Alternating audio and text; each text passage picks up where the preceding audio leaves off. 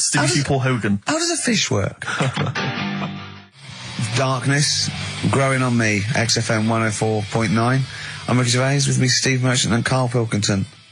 I lost him, didn't I, in a little conversation? Yeah, you were talking about quantum physics, to be fair. Yeah, I was explaining what a black hole was, because we were talking about that as well last night. And just halfway through, he just went, yeah. And put his headphones on. Brilliant. Yeah. Oh, the thing about Karl is he speaks with such authority about things that he thinks he knows about. Monkeys. And when you try to explain to him about stuff, you know, he goes, no, of course ghosts exist. And you try to explain to him why it's conceivable they don't. No. He can't be bothered with that. Yeah, you did all your learning at about 12, didn't you? Yeah, but I'm still picking bits up now. Said without irony. Oh, brilliant. What have you learned recently? Anything interesting recently you've learned? Darwin, that's why I was asking you about him. Right. Yeah, Darwin, we know what you did, didn't you? I don't know what he did. I just read the other day that they've got a treatment for whatever illness he had. I thought it was a bit late. Can you imagine that, saying that to his family? What did Darwin do? I don't know, you were just trying to explain it to me, but I'm busy doing stuff, aren't I? I can't take it all in whilst I'm sorting the ads out, putting CDs in.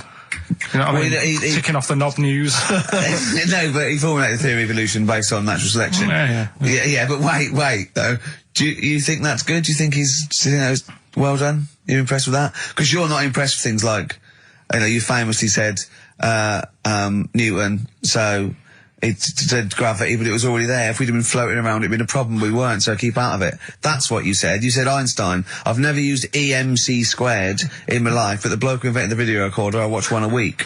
So I wonder if you're impressed by Darwin formulating, I think, the most important scientific theory since Newton's laws.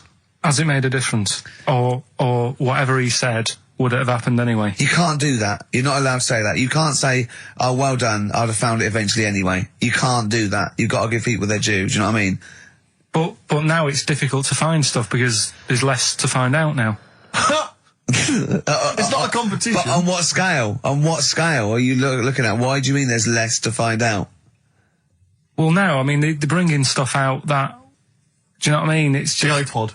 Well, yeah. Sure. Didn't see the point in that, No. the iPod. Now, what he was saying is, if you send a man to the moon, right? Yeah. He was saying to the fella in the rocket, it would seem like 20 years to him.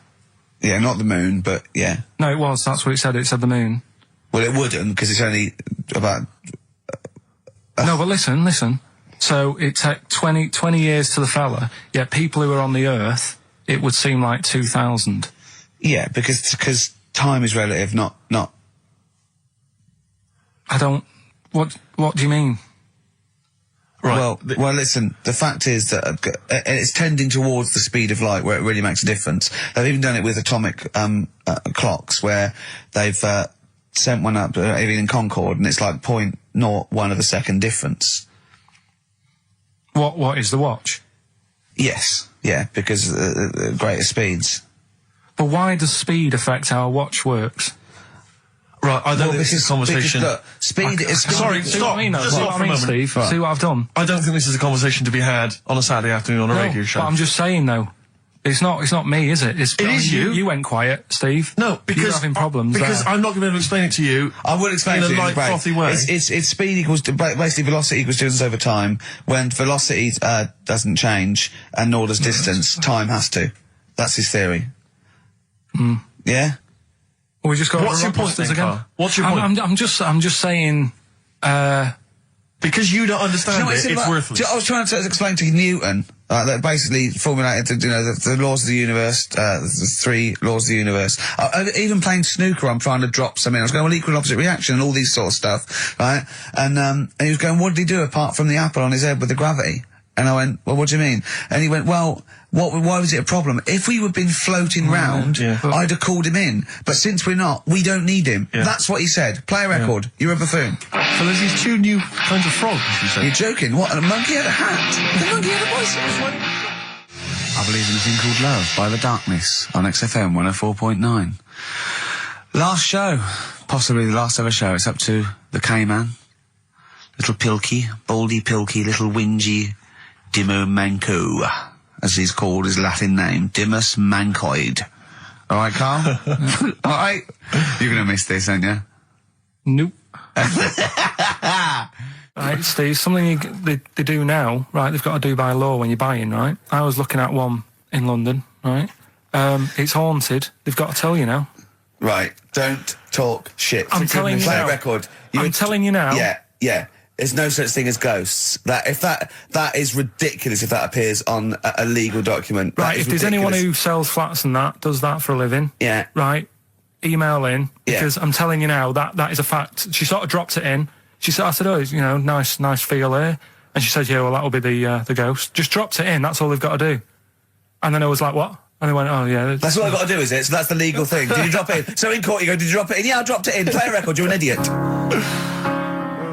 We were educating Ricky earlier, Carl. I wonder if we should resume that as the clock is ticking away. All right, you got 2 bits of info that you could be leaving the building with today, right? You've got where there's a will, there's a way. Yeah, I have that one. They've brought out this drug or sort of tablet or something. Yeah, you've got to do it then, yeah, go on. Carefully researched. Yeah, brilliant. Yeah. Which means, like, an 8-year-old woman can have a kid. What do you think of that? No, it doesn't. What are you talking about?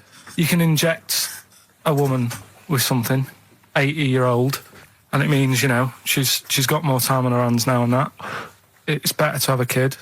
She can have a kid later on in life. I just realised where there's a will. Yeah. Very good. Very good. Right, well, let's just move on from that, because it's clearly drivel. No, it's not. I think it's a bad idea. Of course it's a bad idea. Right. I'll even give you that it's true and possible and might even... It is true and possible. Okay, it's not even recent. It's like a few weeks old. Yeah. Okay. Well, it's terrible. No, you shouldn't do it, yeah. All right, what's the final educating Ricky? So far, I'm not impressed. Get her a cat. Yeah, get her a little Pekingese. Don't let her have a child. Yeah, but it's meant to get you thinking, like you're saying, well, she shouldn't have a kid. Well, by the time he's 5, she'll try and pick it up and her arms will break. Whose arms? Moving on, what's the next one? Would she be able to breastfeed? Yeah. And she'd be able to do it standing up while he was on the floor. Talking to nipple.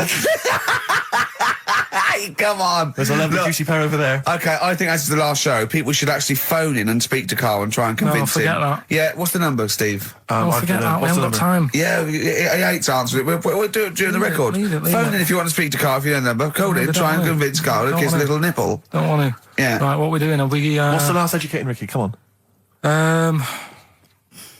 Hook, line and good thinkers. Brilliant. Okay, Yeah, go on. sounds good. Go on, what is it? They've found a lot of fish with 2 heads. What do you think of that? Well, don't know. What do you mean they found a lot of fish with 2 heads? Who has? They've been messing about, basically, these scientists and stuff, and they've said, look at this we can do. And they're making loads of fish with 2 heads. So actually, they can do it now, and they're saying, that's good, isn't it? Do you know what I mean? All right, play a record then. Yeah, but what do you think? I think if they can do that to fish, they should try and do it to you, and then at least you'll have 2 brains to work with. Yeah. And we might... Arguing. I'd love you arguing with yourself. And you end up you're walking on the street, but you're just headbutting each other. Just cracking heads Imagine in the the middle. squeezing fun you'd have, Rick. I wouldn't know what to do. I'd bang them together. It'd be like one of those knackers you used to have at the playground on the string. I'd just whack them together. I hit your head on the window, didn't I, to see what the noise meant today, didn't I? Yeah. Just if I had 2 heads, right, would I be able to sort of do shifts? Do you know what I mean? Say if this is a start or something, they're trying it out with fish and that with 2 heads. You'd be 2 different people. You can't think like you're one. It doesn't make sense. If you had 2 heads, you'd have 2 brains. You'd have, you know. Well, that's all right. But say if we did the same job, well, we'd be doing the same job. Yeah, you could. So you could say, right, you work through the night. You'd take it in turns to do your job badly and moan about it. Yes, it'd be fine. He's giving it some serious thought. I know, yeah. And so's his other head. Yeah. But also, they're saying there's like a fish shortage, and I was wondering whether they're trying to make that better. Do you know what I mean? So yeah, would, as the head is the bit you throw away, it'd be perfect. No, but when they do a head count like they do, that's what they do. They do like they count fish. They get fish. Okay, just end a line. 1, 2. I think you'll find we're 1, sir. Don't answer back. Rick, I should just point out that I feel... Don't answer back! Come on, I think Karl has... Is that what Suzanne did when she brought you in? Ricky Gervais, Steve Merchant, and Karl Pilkington. Not done a lot. Maybe you should earn your money as you get to Mondays off for this 2 hours of nonsense. What are you on about? I've done loads of stuff. Yeah. Well, Right. Same old, same old. Yeah. Let's have something new, something fresh. Well, I've been looking around, right, on the internet for stuff. On the internet. Yeah. Your Bible, where you get all your information about the world and the universe and morality from. And you know, like, how I always say to you, I don't really read that much of it, I just read the headline, Perfect. right? Yeah. Anna Nova have sort of nicked that idea to grab you. Nicked what idea? Well, to sort of get to the meat straight away at the top. Do you know what I mean? The headline to the story and everything. What? Right, these are But stories. the headlines already existed. That was why you thought that was a good not idea? like this, though. All right. Headline. Well, these are all headlines, right? Vibrating shoes could stop elderly falling. Do you know what I mean? Oh, God. You don't need... Vibrating shoes could stop elderly falling. Yeah, that's the story. You don't need to read on. That's what I'm saying. Well, Right, could you read that anyway? Can't be bothered. Read on anyway. Well, Read- you have a look at that in a bit, right? All right, So, okay, it's so what interesting. This is frustrating radio if you're sitting at home. No, well, but it's not on. They've turned it off. If you want to know more, you know where to go. That's what I'm saying. That's what they should do in the news. Get the news done in Bong. a minute. There's a good story about Iraq. Right. Bong. Look it up. Look it up on the internet. Anna Nova. Give us another bong. Bong. Family sick of living on Butthole Road. Oh, brilliant. Bong. Man wears same shoes for 60 years. Oh, bong. This isn't that good. Some fella pulls a train with his teeth.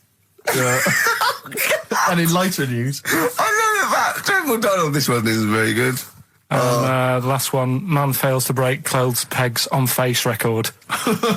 She's always good. Well, that's the one I did read on about. I love that out of all those. That's the one he went on about. Go on then. Just Why is that news? He fails to make a record. So did I today. I know, yeah. I failed the long jump record today. Yeah. Didn't even take part. No, I was rubbish. But what are the rules on world records and that? I don't know if there are rules. There are certain things you can't. I mean, it's the Guinness Book of Records, isn't it? Really, that's the arbiter, isn't it?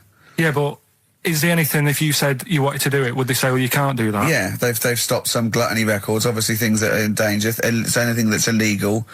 Yeah, anything that's immoral. Yeah, like that American serial killer that just got discovered. Yeah. Having killed 47 women. I don't think he can make that into the Guinness Book of Records. No, because people would be trying to beat it, won't they? But there was some other story about a fella eating watches and that. That can't be good for you. So why don't they say, look, don't do that, do something else? He wanted to stay regular. You know What do you I mean? mean? Though?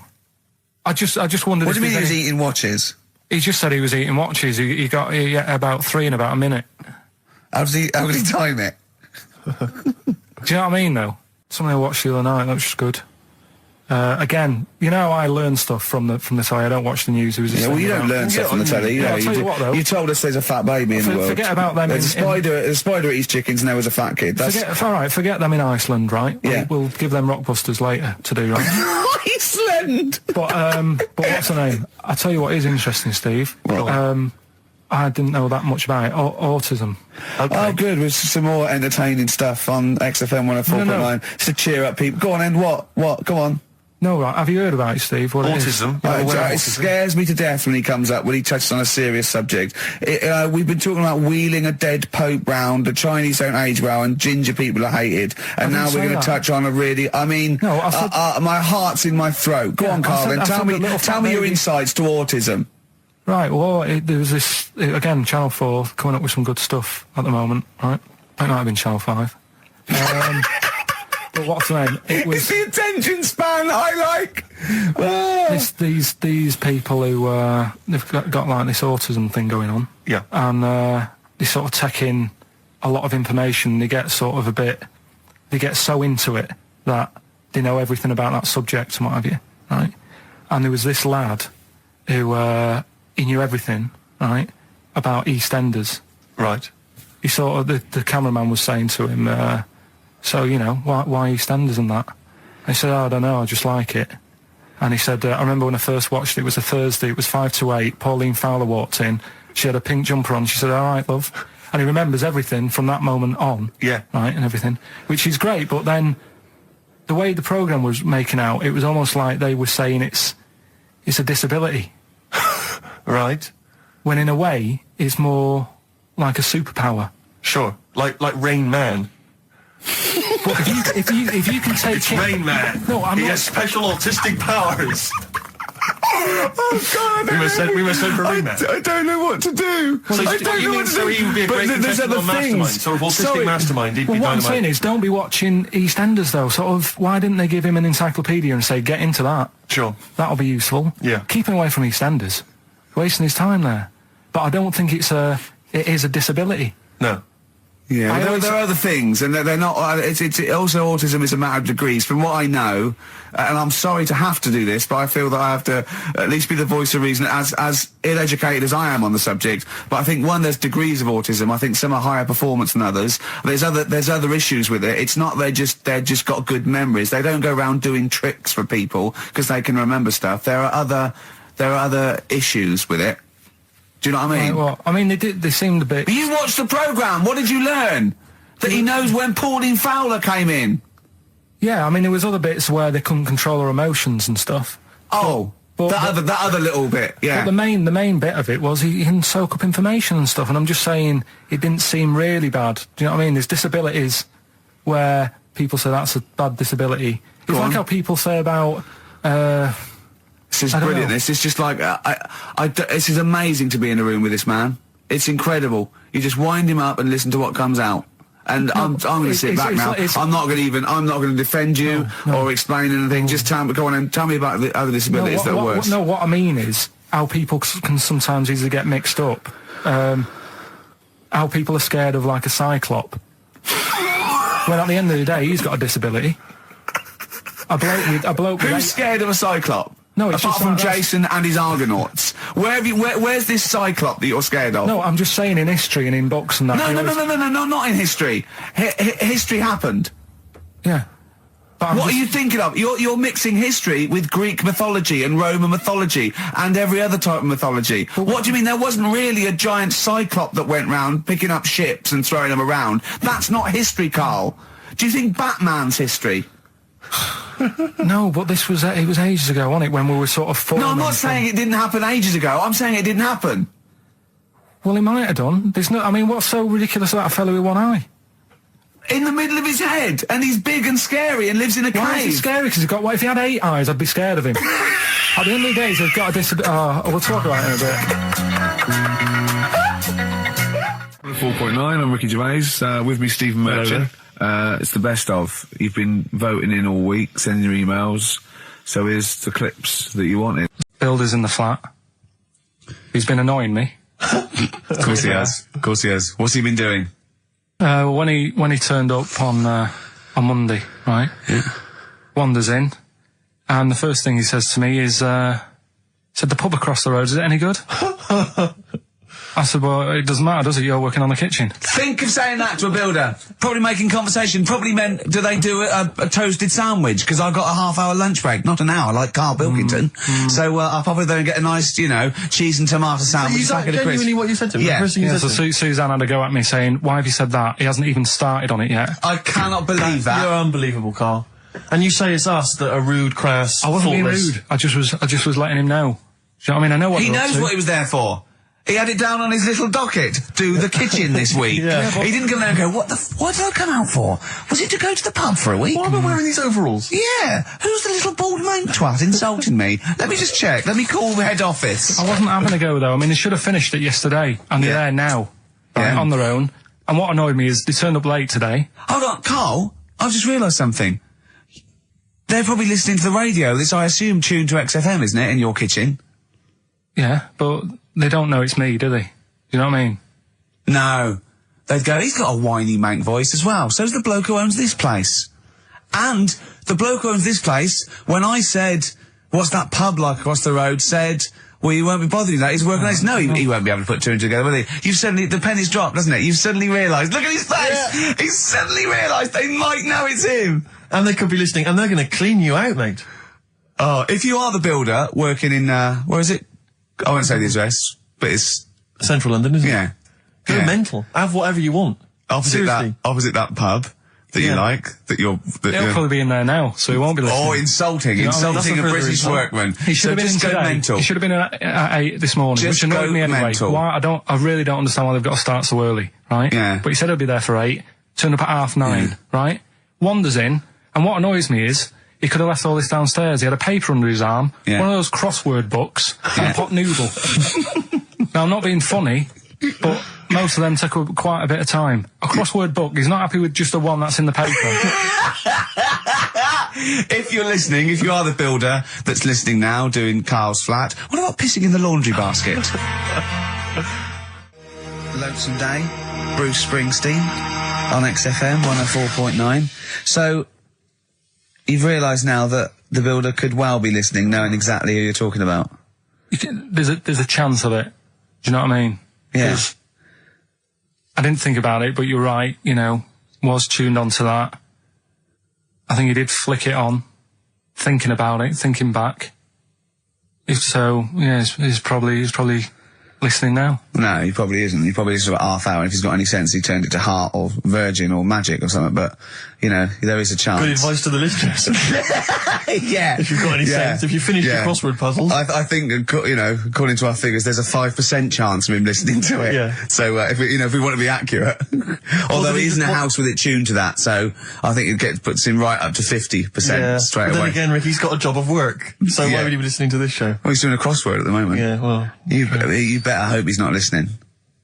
Well, I mean, they do annoy me. I'm sticking by it. Yeah, anyway, come on, you might as well keep digging. Yeah, go on. No, I'm just saying they do annoy me, the way they wake you up at 8 and then... Well, that's when they start work. Because I told you, I mean... Oh, we'll leave that one then. Yeah. No, but it's like the other day when they came in, I always like to test them. Do you know what I mean? When I had some work done on the last flat that was in, right, that was renting, the builders were sorting the shower out and that. They woke me up about 7:30. Yeah. Right? Were you in the shower? No, right. Good thing about cleaning the shower, there's never any hair down the plug hole. Yeah. Right? So, I left early to come to work, right? Sure. And I thought, I wonder what they're doing. I wonder if they have started. So I walked back to go back in. They'd left the flat and they were outside having a Starbucks. And it just annoys me that they couldn't do that first. Do you know what I mean? Have your breakfast first, then come and wake me up. But don't wake me up to then get me out of the flat and then say, right, let's go and have breakfast. Well, they've probably got to get in, haven't they? What for? What for? They can put all the tools in the little lobby bit. Do you know what I mean? Yeah. Just winds me up. Sure. Now the thing is, the guy today who's doing the tiling, that's narrowed it down a bit more, right?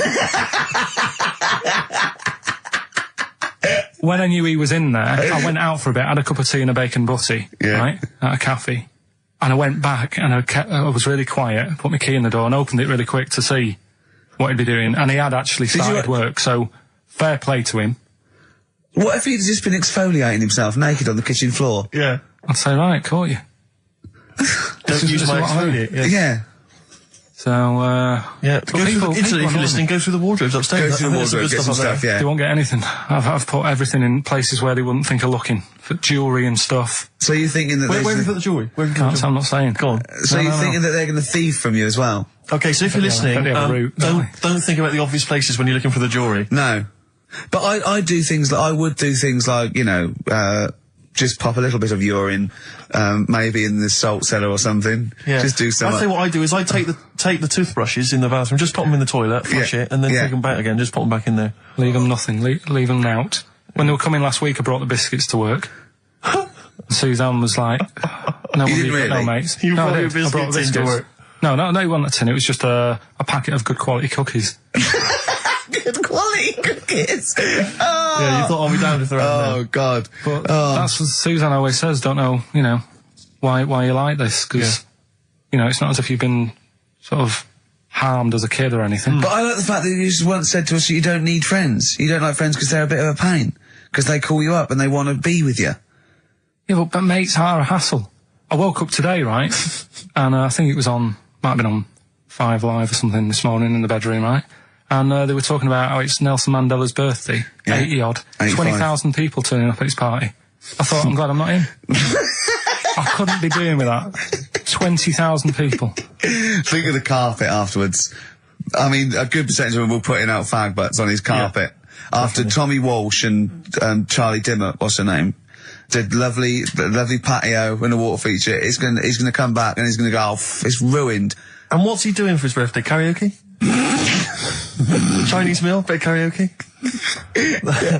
I wonder what Nelson Mandela's birthday party is like. Big cake. Bit of an enormous cake. Yeah. The Spice Girls jumping out. Yeah, the Spice Girls, isn't it? Well, everyone. I don't know. Yeah. We are the only three people that hasn't met him. I thought everyone's file would have been in the cake. Yeah. Yeah. Just in case, you never know. And, if Winnie calls, I'm not here. Have you not invited her? No, of course no, definitely not. Poor Nelson. Happy birthday. How old is he? 85. Oh, well done. Well done. No, God bless him. God bless him. Oh, 85 today. Oh. Right. Let's just remind us again what exactly songs or phrases, because I know a lot of people put it out of their mind week by week. It's a phrase that's, been said on the show a few times, right? I mean, you remember classics, like, what was We had hairy Chinese kid. Yeah, there's this hairy Chinese kid. Stop squeezing my head. Carl, you're an idiot. Carl, you're an idiot. Some classic phrases. Classic phrases. And so you use various old-time songs and you put them all together and that spells out the phrase. Before we play that, let me tell you now, you can win. Look forward to this.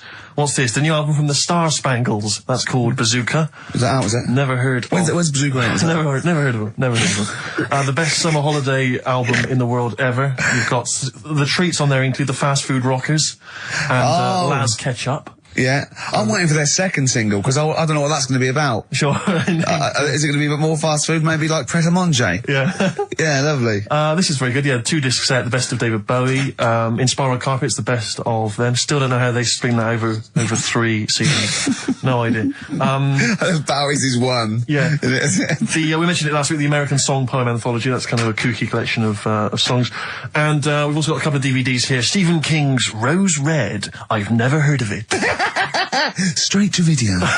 Yeah, made for television. Yeah. Will never be seen at the cinema. And I'm sure there's a lot of nerdlingers listening, so they will be loving Richard Dean Anderson in Stargate SG-1.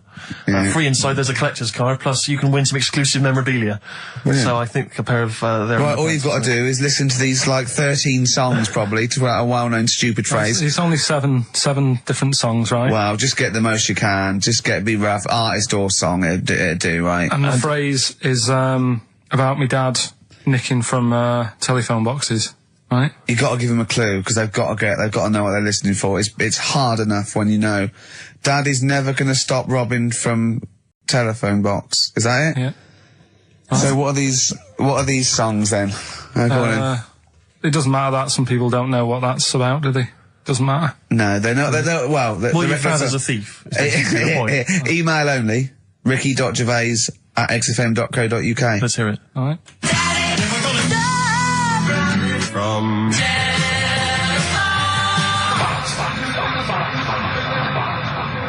Alright. Also not grammatically correct, no. But, so it's Daddy never gonna stop robbing from telephone box. That's good. That's okay. Last week after your nervous breakdown, you went to Hastings. Yeah. Can I ask, why the hell did you go to Hastings? It's so arbitrary. What do you mean? Why go to Hastings? You lost him on arbitrary. Why did you choose that above all other places within... It's amazing, isn't it? You look at his face when you say a word that, he doesn't understand, and it just goes dead. It's like when your computer freezes. Yeah, it is like that, yeah. Is there an equivalent to Control-Alt-Delete when Carl just doesn't understand, so we have to press, knob, bollock, finger up arse? Yeah, Hastings. Yeah. It's alright, yeah. What's there? Not much. It's just one of them places. Yeah, it's good. I think that's what's good about it. Nobody knows, right? Because last weekend it was roasting and you saw pictures of Brighton and it was heaving. Yeah. Right? Hastings, hardly anyone there. And yeah, it's got a nice little beach. Yeah. Sand? Sandy No, beach? Pebbles. Well, that's alright, isn't it? You don't want the sand. Why does he want sand? What do you want? Just a little bit, doesn't it? It's murder building a sandcastle. No, you just sit there. You can't walk on pebbles, can you? It's, well, it's all kind of, it's sort of a bit, dodgy underfoot. It's alright. The only annoying thing is, right, it's one of them places that it's great to visit for a day. Yeah. but I wonder how people who live there get by. Why? Because all the shops are like them things that you go in and it's like a little pebble with a pebble stuck on the top and it says Hastings on it. So every shop does that. If you want bread and milk, you're done for. It's murder. Yeah. There must be a supermarket. I didn't see any. Seriously, it's all novelty things like that. Yeah. And then when I got back into London... Their houses.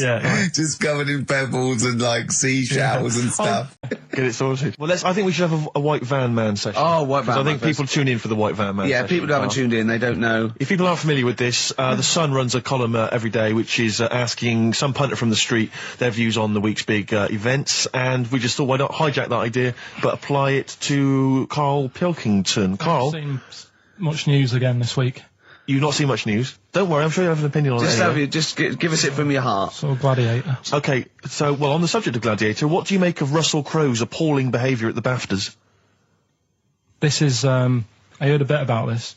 This is, when he got some director or something, because... Director or producer and threatened them, because they cut his bit, didn't they? Yeah, they cut a poem that he'd done during the acceptance speech. I watched it on Sunday night.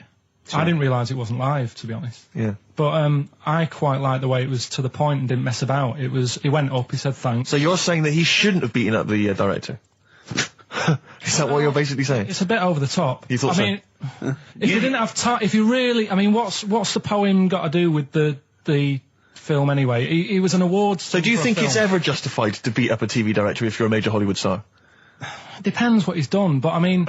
Right, what would he have to have done, Karl, for it to be fine for him to then beat him up? The thing is, right, forget all the beating up. At the end of the day, it was a awards thing for a film. The poem had nothing to do with the film. Yeah. So go up, collect your award for that thing. And if he really, really wanted people to hear about this poem, he could have photocopied it and left it at the entrance and said, on your way out, this is a really nice poem, pick one up. No, but the thing is, he knew it was televised, so he knew by saying that poem once, he was reaching 5 billion people. That's a lot of photocopies. Do you see what I'm saying? I'm not saying he was justified. It wasn't a poem award. If it was an award show for poems, you'd say you can't cut it out. It'd be like doing the top 40 and then going, number one's good, but we haven't got time for it. But it's a films thing. Okay. And he went up and he got the award for the film. Which film was it for? I don't know, but when I wanted to give you results, I said, let's give Karl his results. Steve went, no, we should introduce people to Karl again, just remind people what Karl's like. And he's so right. I'm so glad we did this first. Am I right, though? Carry on, Steve. Okay, the next topic, what about this big debate over whether Kylie Minogue's had a bum job? I'd have to see it. Next. Okay.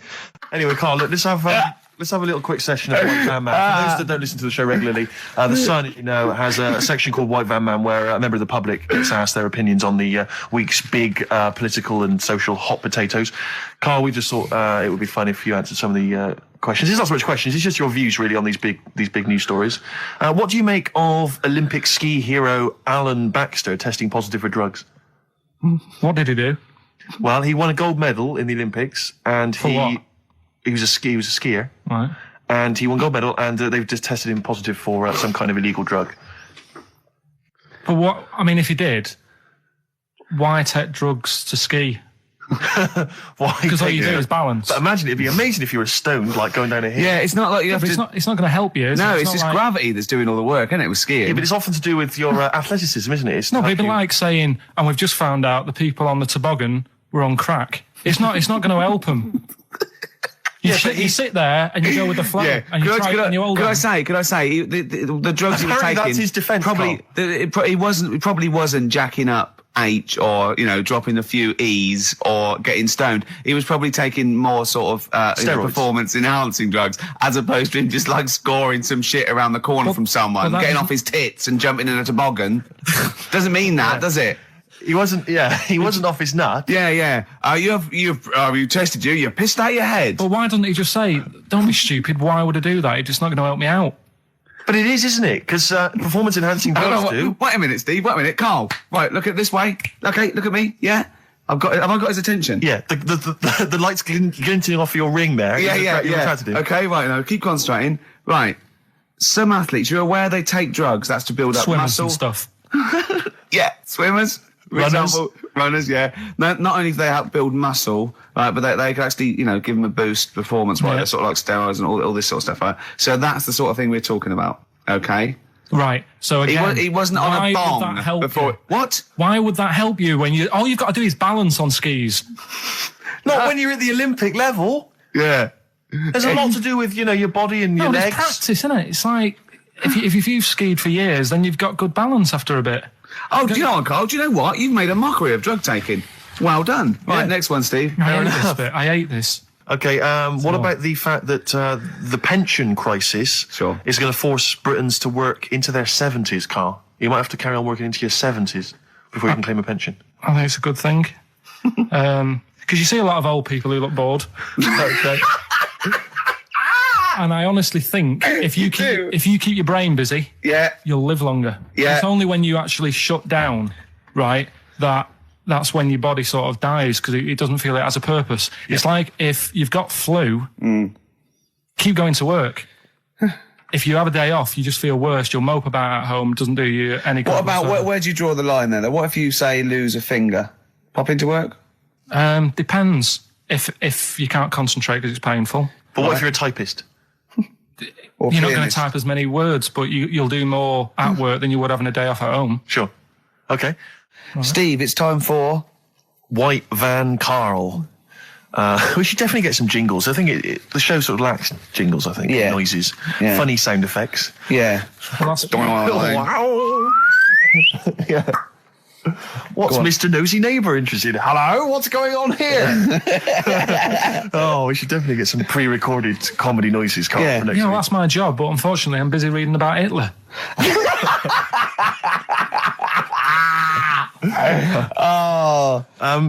For those that don't know and aren't familiar with this feature, basically The Sun runs a White Van Man column where it asks just people who, you know, every men and women, their views on news stories from the week, and we decided we'd just ask Carl his opinion on some of the same issues. This week... Not like us to rip off another idea and just use it for our own... No, but this time... The White Van Man in The Sun this week is Herbie Crossman from Harrow in Middlesex. Herbie. And he's asked his opinion, Carl, and what's yours, on pop idol Will Young admitting he is gay. Come on, Carl. I don't understand what the big deal is, to be honest. Okay. Talking to different people about it, and they've said, it could affect the sales, you know, girls won't like him anymore, which I think is rubbish. Yeah, because it finished George Michael's career, didn't it? Well, yeah, and I was thinking when I was growing up, right? And Freddie Mercury. I was into Kim Wilde, right? Sure. Now... And her kids. You're not going to tell me she's gay, are you? No, but if she was, if they said, she's you know... A leather, right? I wouldn't say, right, that's it, I'm taking kids in America back to the shop, I'm disgusted. Sure. I liked her. Yeah. I don't think I'm ever going to, meet her and marry her and that, so what does it matter? Yeah. Will Young, he's a good voice, he's gay, you know, a lot of gay people in the world. Georgie boy was gay, I guess. There you go. Nothing more and nothing less. The kindest guy I ever knew. So Do you Bowie? No big deal. That's one of your favourite songs, isn't it? Brilliant. Killing of Georgie Parts 1 and 2, isn't it? Yeah. Okay, what do you say to the fact that a judge has decided that we, the general public, have a right to know about stars' flings? Basically, this is an excuse. This is basically saying, should papers be allowed to print tittle-tattle about celebrities? Oh, this is... Providing it's proven true. Oh, this is something about, isn't it, a Division 1 football or something? It definitely had a Premiership football had an affair. And it is true, but he's trying to keep privacy. And the judge said, well, it's not for us to censor the press over things that are true. Right. It's up to the general public to either boycott or not, you know, that publication. What do you think, Carl? What about all this, you know, exposing, going through the, the bins of celebrities? It's not right, is it? But no.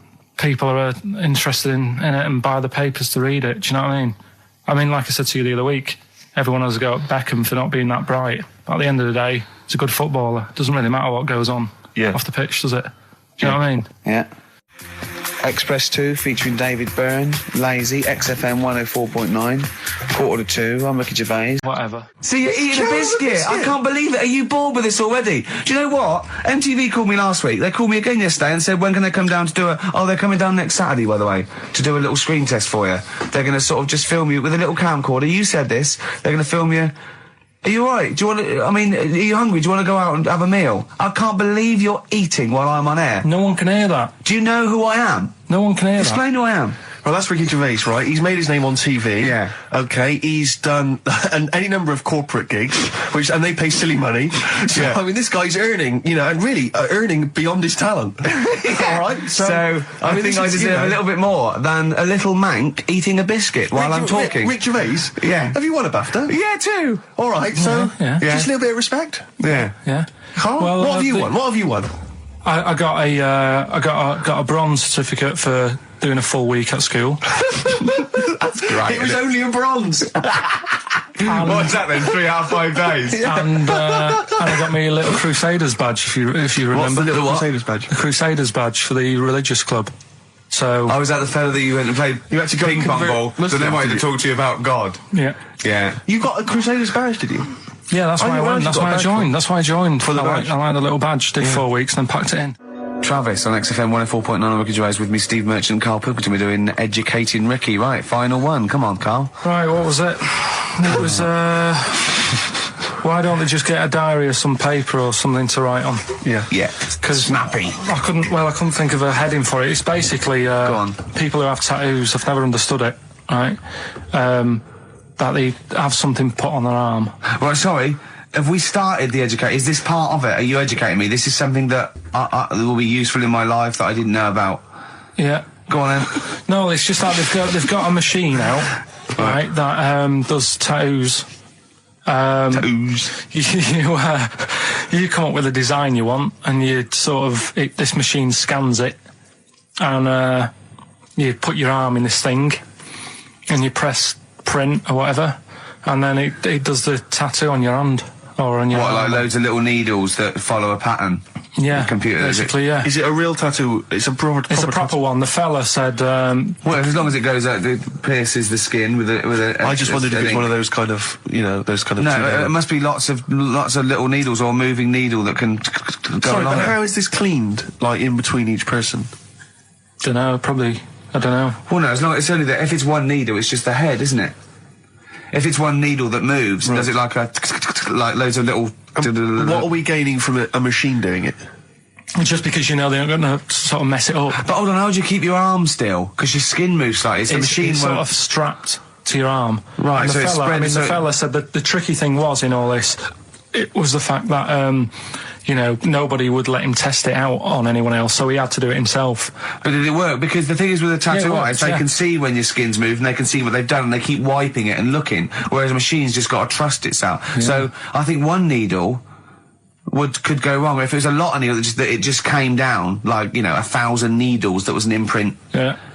But obviously I'm asking someone who hasn't delved any further than there's a machine that can give you a tattoo. That's all you've got at the moment, isn't it? Well, yeah, basically. That's all you've got? I mean, that's what I've got, because I'm not a fan of tattoos. I don't... But where did you read this again? This was... Internet?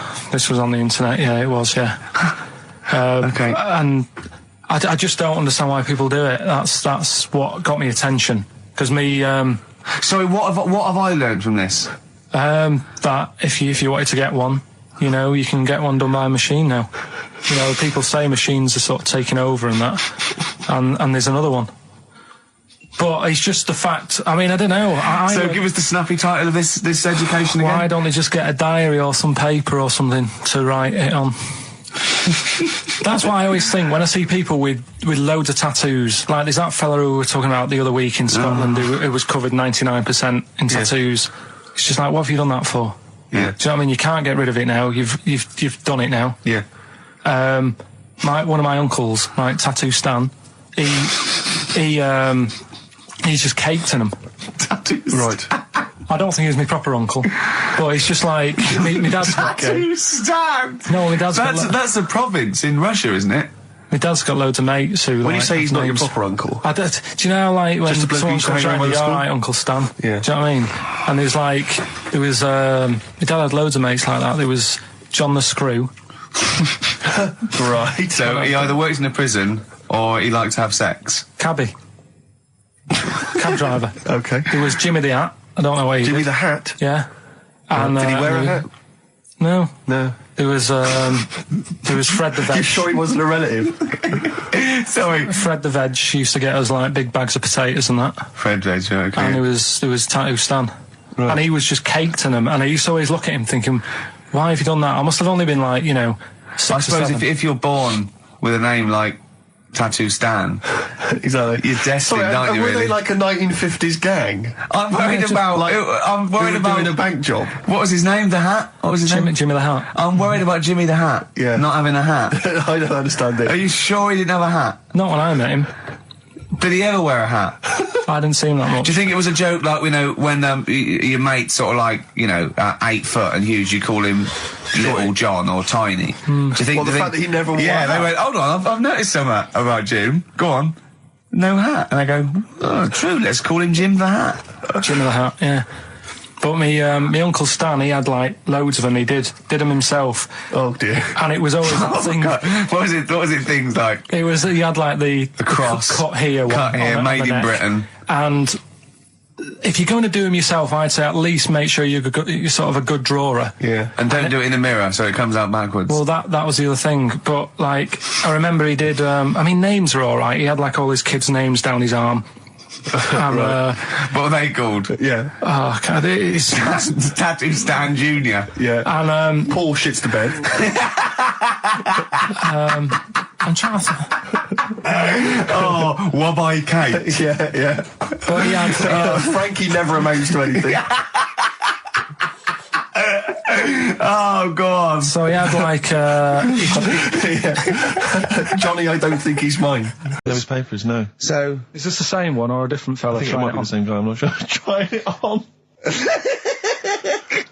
So there's a huge conspiracy amongst these Chinese villages that every when time... you get to about 50, say you're 70, because no one will believe us. Well, if you can confirm or deny that, then please email in ricky.gervais@xfm.uk. This is the Racist Show on XFM 104.9. Call in if you're anything less than a little mank.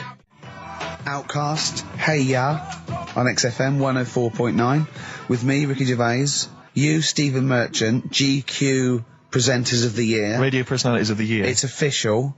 We're the best radio personalities of the year. We got that award sent to us, didn't we? And we did a little thing. But it was only our 2 names on it. It had your name, Rick, definitely. I remember that. It had my name. And your name. Didn't see Karl Pilkington's name anywhere. No.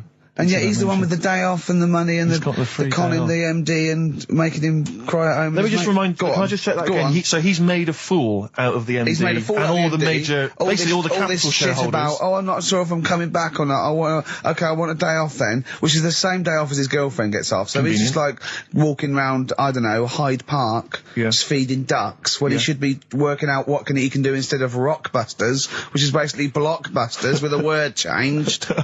Christ's sake.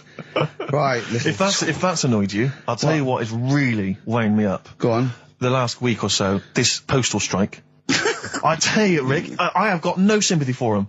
I'd be a scab. I'd be walking through there and I'd be giving him the finger. I'd go, you can intimidate my family, I don't care. I don't care because the post has got to get through. Because I'll tell you what, it's not the fact that, the unions, they could organise a strike. I'm behind that, it's fair enough. But not when it's these wildcats. They're just out there, they're just taking days off willy-nilly. They're sealing up the post boxes. It's going crazy. Maybe Carl could deliver a few records Monday. Well, I know Carl must be livid because probably his copies of The New Scientist and the Literary Review haven't turned up.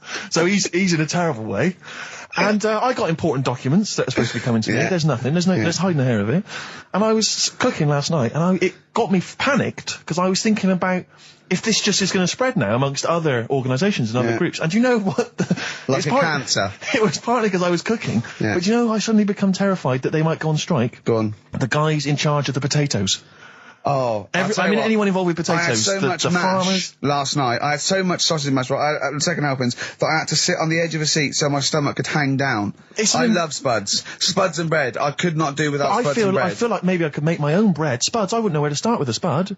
Yeah. And it's like, they're amazing. You can boil them, you can broil them. Yeah. I don't know what broiling is, but I suspect it's tasty. I don't think it's as good as, obviously the chipped potato is... For the working classes, the chip. It was always on. The chip fat fire was always on in my household. The ceiling, the death trap fire, polystyrene ceiling was yellow. Exactly. Come Wednesday in our house. Yeah. And, always had chips. Because all I remember hearing, if I think back to my childhood, all I remember was, gotta stop and get some potatoes, or phone your dad, tell him to get some potatoes. Well, that was your job, wasn't it?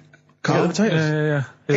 It genuinely, it does concern me because what did you have to do? Didn't you have to fill a diary out for your Well, it's teacher. do you know when you're at school? I don't know if you do the same thing, but you get like a little red book, right?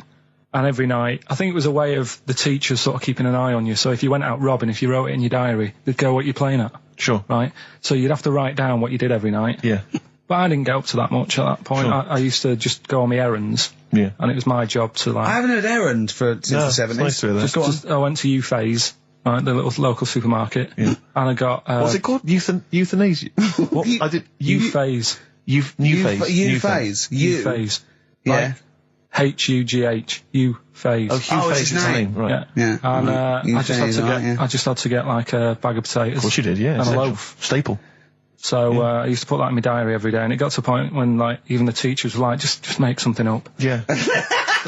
Stop putting the same thing in. Sure, start joyriding or something. Live. I remember when Jane was little, she was at school, it was about telling us something like that, do a project over the week, and they were given a big list of, like a list of 100 animals that they had to tick when they saw one that week. And the teacher knew she cheated because she ticked beaver. So she was trying to win and get it, but she knew, unless it was Susie Dibblethwaite's beaver. I know The school slut. I don't did know, have one, maybe. Dibblethwaite. I don't know. But, yeah, so, it feels like the potato people have got me over a barrel. You know, I mean, they could hike the prices up. I still have to buy the potatoes. I got nothing else. I got to have that. You know, you got your fancy pastas for the upper classes, but for the working classes, it's chips or mash, isn't it? Really? Yeah, no, I wouldn't worry. I don't think people who do potatoes are going to go on strike. I don't think so. Because we just go and pick them ourselves, don't we? Or grow them ourselves. Sure. What would be the most pointless strike? What would be the strike that we went so? Do you know what I mean? I'll tell you one strike that would go so. Those guys who do sketches in Covent Garden. Yeah, take me a picture, or they do a caricature of you. The strike, Yeah. imagine the strike! You go out and you go, well, I want one with a big nose and a big chin. I want them using caricature of me and my sister. yeah. Oh, dear. But I need a sketch, I need a pencil drawing of Leonardo DiCaprio. Looking like a monkey. I mean, how are we going to get this? This is unbelievable. Yeah, I'll tell you also the strikes that have no effect. What? Those people in nightclub toilets who just, you know, are kind of there. They got the Lynx deodorant I don't know, sprays. quite controversial at the moment with the Tweedy case. Oh, the Cheryl Tweedy case. Do you know what I mean? Sure, I got some thoughts on that actually. Like what? Well, maybe we play a record. I'll share my thoughts on. Well, Tweedster. coming up, some Steve Merchant thoughts on the Cheryl Tweedy case. What's XFM 104.9. Some R.E.M. Rick? What's the frequency, Kenneth? What's the frequency, Kenneth? I'll tell you, it's 104.9 XFM.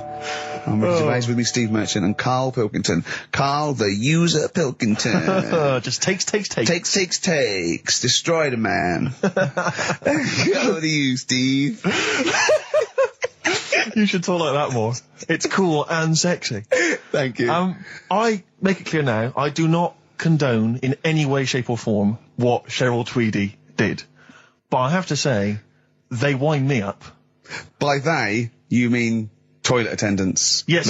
Right, Yeah, yeah, not Pop Idol winners. That's what I thought you meant, Yeah. So, go on. But, because I'll tell you what it is, you go into a club or pubs, or big trendy pubs, you go in there, and there's the toilet attendant in there. He's got his little display of, aftershaves, sprays, some sweets maybe, Blue Straw whatever it might, yeah, maybe a lollipop. Maybe a lollipop.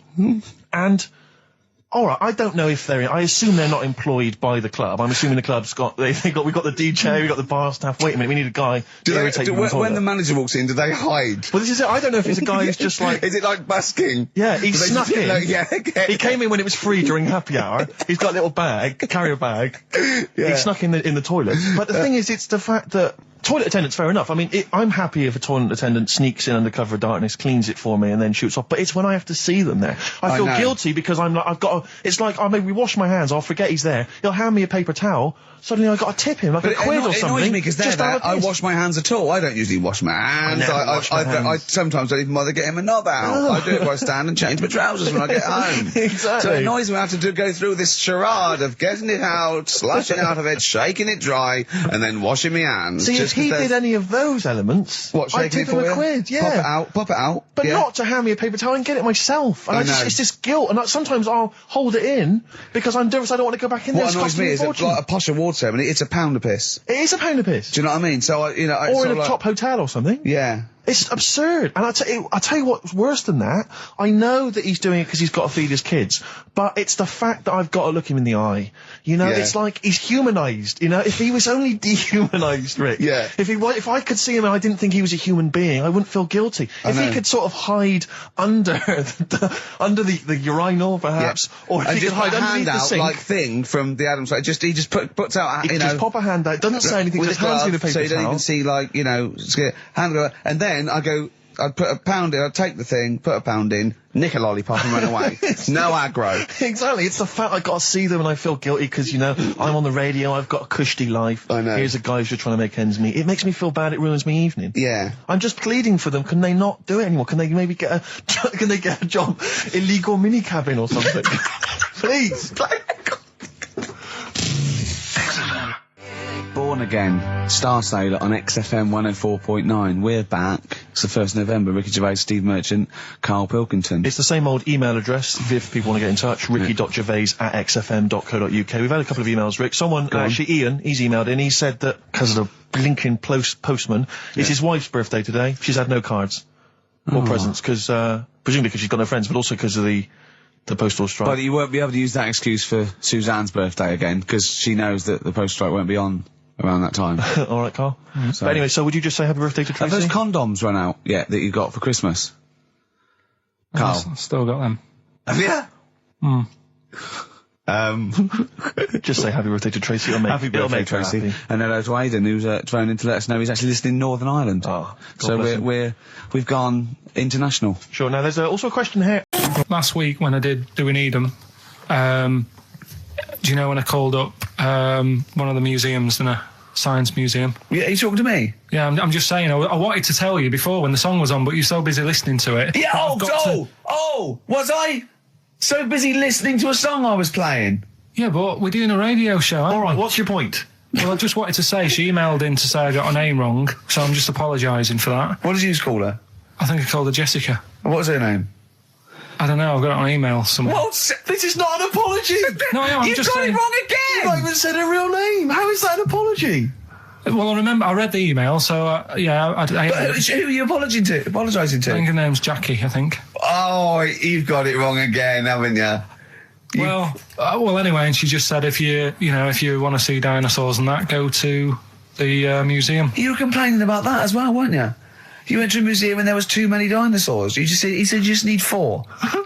No, well, Steve, have you been to the one in Knightsbridge? I think this so. one that I called up, right? It's nice. You go in, you get a good collection of stuff. You walk in, there's 3 or 4 dinosaurs. You've had enough, right? I went into New York, right? I went to the museum there, hundreds of them. You can't move for dinosaurs. Yeah. It's almost like they're responsible for them being extinct. There's loads of them. So all I'm saying is, if you want to see a dinosaur, go to the one near Knightsbridge. They've got a nice selection, some old vases and stuff. It's worth going. So. Some people emailed in the songs with stories in it. One of them was Babushka, and he went, "What's that?" And I went, "Ask Katie Bush, what is it?" I said, "Oh, it's about a woman who dresses up as another woman and seduces her husband." He went, "They wouldn't work." Just dismissed it like that. Why do you think it would work? Because you'd know. I mean, say like, right, Suzanne, right, who I go out with, right? She can see me from, say, if I'm coming down the high street. Yeah. She knows it's me by the way I walk. Right. So, just the fact that this woman went and put a wig on, there is no... You haven't even heard the song! I know, but you're saying that she put a disguise on and he's like, oh, I fancy her, and he texts her out, and he doesn't know it's his missus.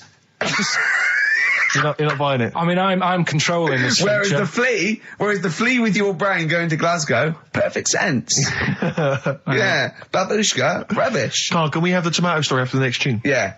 Bit of Coldplay. Yeah, love it. Yeah. I was watching, did you watch The Mammals in the week? No, David Attenborough. No. I was thinking, actually, right, all this MTV stuff, if there's one reason why I'd like to do it, is I was watching Attenborough, the Mammals programme. I reckon I could do something like that. Right. And just have like me, instead of Attenborough, like a young sort of fresh person, watching like certain animals and saying, do we need these? Do you know what I mean? Yeah. Oh, God! God! What's it called? Death on Earth. Well, That's amazing! Do we need these? And, No, 'cause there's loads of and the stuff. audience at home would vote. Would there be some kind of telephone like a vote? vote out system. Oh, the thing is like, it's something interesting that I remember I was saying the other night on Do we need these? on Jonathan Ross's show, on his telly show, right? He was saying, he said you could take all the humans off the earth and it would carry on, but take like some animals off it, mammals and that, you got problems on your hands. I thought that was quite interesting. Yeah. So it's like the question is, do we need these? Is that part of the big thing? Right. Like jellyfish. Yeah. We've talked about jellyfish. Yeah. Yeah. So which mammals in particular were You talked about watching our that Zoe you Ball thought- show, haven't you? Hey? Which mammals were you thinking we don't need when you watched the show the other night? Any in particular that you thought they don't need them? They're not of interest. Well, I like whales, but I don't know what they do. And they're taking up quite a lot of room. Sure. But stuff like Yeah. but like jellyfish, I looked into because Yeah, you know well, I was I know you talking don't about them, and they were saying they've got no eyes, no heart. There's something like 97% water. Yeah. They're blind, and they do about 33 miles a day. Right. So it's like, do we need them? Could we clear them out? Yeah. Well, the big net. That would be the programme. What? Right, we'll get rid of them. Next week we'll be looking at Rhinos. I think it's genius. Honestly, I think it's genius. And like going along, sort of like picking up sea anemones and going and just lobbing them into the sea. Well, what do you think about MTV doing that? And then I just, in between the bits, Play music videos? I play music related relates to to it. fish, so I could play like Fish, Yeah. that rock guy, or the animals, Rock lobster. yeah, or what else could This I get could in run there? and run. What other songs have got animals in them? The Well, monkeys, could play the monkeys. Yeah, there's about 1 million, so let's not start this. No, but do you know what I mean? So do we need this? So MTV flies you around the world And to you- the most incredible exotic locations. You sort of climb up a tree or whatever next to, I don't know what lives up a tree, some kind of rare parrot. You say, look at Sloth. that, it's colourful, Sloth. it's Oh, interesting. you like sloths, don't you? No, they just live up trees, but I'd say, do we need them? Why? Well, what do they do? What do you mean? What do they do? What do you want from an animal? Carpentry. What do you want? I don't like scorpions, right? Right. But then I found out they look after those monkey things. They're not monkeys, they're Whatever. lizards. Well, all right, yeah, then lizards. They look after the lizards. So there's a reason. But do you need the lizard? Could be your Well, next yeah, question. because the local people made shoes out of them. But not when the scorpion protected them, they didn't. All right, we don't need them then. So, and so ultimately, would anyone decide? I mean, do the animals kind of get a chance to mount a case for their survival? I mean, is there maybe someone that comes into their corner and sort of defends them? I'd have like a David Attenborough type character who says, Right. well, they do this, and I'll go, yeah, but do we need that doing? Yeah. Yeah. Okay. So, Yeah. so what does an animal need to do in order for you to feel that it sort of gets a chance of life? I mean, like a pet, like an animal, like a dog maybe, or a cat, I mean, they give a certain affection to its owner. Is that a valid reason to survive? Not particularly for you. Not really. No, okay. I've been saying that, though. Blind people use dogs, so they are useful. So dogs are useful. Saint Farmers Bernards, use they often dogs. save people, don't they, in Yeah. snowy weather? Cats. I'd have to think about it. Okay. Keep the mice down. Yeah, but you got rent a kill. Okay. What I'm saying is something that will affect the world. Right. I think you'll find everything does. Except Karl. I'm not sure what effect he's having on the world. I'll tell you what, though, Steve. Right? Did you watch the mammals? I did see the mammals. They had bison on it. Right. The weirdest looking things you've ever seen. Yeah. They've really Again, you're on dangerous ground here, Carl. but they've really got it's like, decide what you want to look like. It's just a mismatch of stuff. It's got a really big airy head. Yeah. And like you. Sort of bald at the back. Right. Sort of It sounds like thinner. someone you went to school with. Was there two of them? Oh, brilliant. That's nearly it, Carl. Right, what's your last room 101? Oh, God. It was, holidays. Holidays. Well, You want to put holidays in room 101? people who are sort of annoying on holiday. Oh, yeah. Do you know when you go away? Oh, yeah. It sort of touched on this before. Is this going to be the Scouse guy? Yeah. Go on. Oh, it's so long, though. I mean, it was a holiday when we went to Tunisia. And the Scouser pissed you off. Surprise, surprise. Yeah. Yeah. But the annoying thing was, you know, when you go on it was a cheap holiday, and like the lesson here is, you know, if you want a good holiday, you gotta like spend some money. Yeah. And we didn't on this one. We spent about I don't know, 400 quid for two of us for like a month or something ridiculous. And we got there, and, you know, you get to the hotel and you go, we have made a mistake. You know, it's a ropey hotel. You know, you can tell, like, the blinds and stuff as you walk in, they're all dirty and stuff. And you think, well, let's make the most of it. You know, let's not get... I'm annoyed. Office. I was walking away from the show last week. I was walking towards Berry Street. I like to look at the records and the record shops. And I was on my mobile phone, and I was chatting away to someone, and what can only be described as a prostitute... Go on. Stood on the street corner. Was she a woman that gives you sex for money? Yes. That is a prostitute. Yes, that's what I thought. Go on. And as I was walking by, she said, do you want to buy sex? Now, you sure it wasn't a market trader giving 6 plums or no, it was definitely... 6 for a quid? No, it was definitely a prostitute. Yeah. And what annoyed me about it, what I wanted to pick her up on something, was the fact that I was on my mobile phone. It's like, can you imagine? Who would what, am I going to hang up? Sorry, Mum, can I call you back? You say you want me to meet more women. And you know you sent me that 30 quid exactly. for my birthday. Yeah. Sorry, Mr. Johnson, I'm really excited about the job. Can I call you back? I'm just going to negotiate with a whore.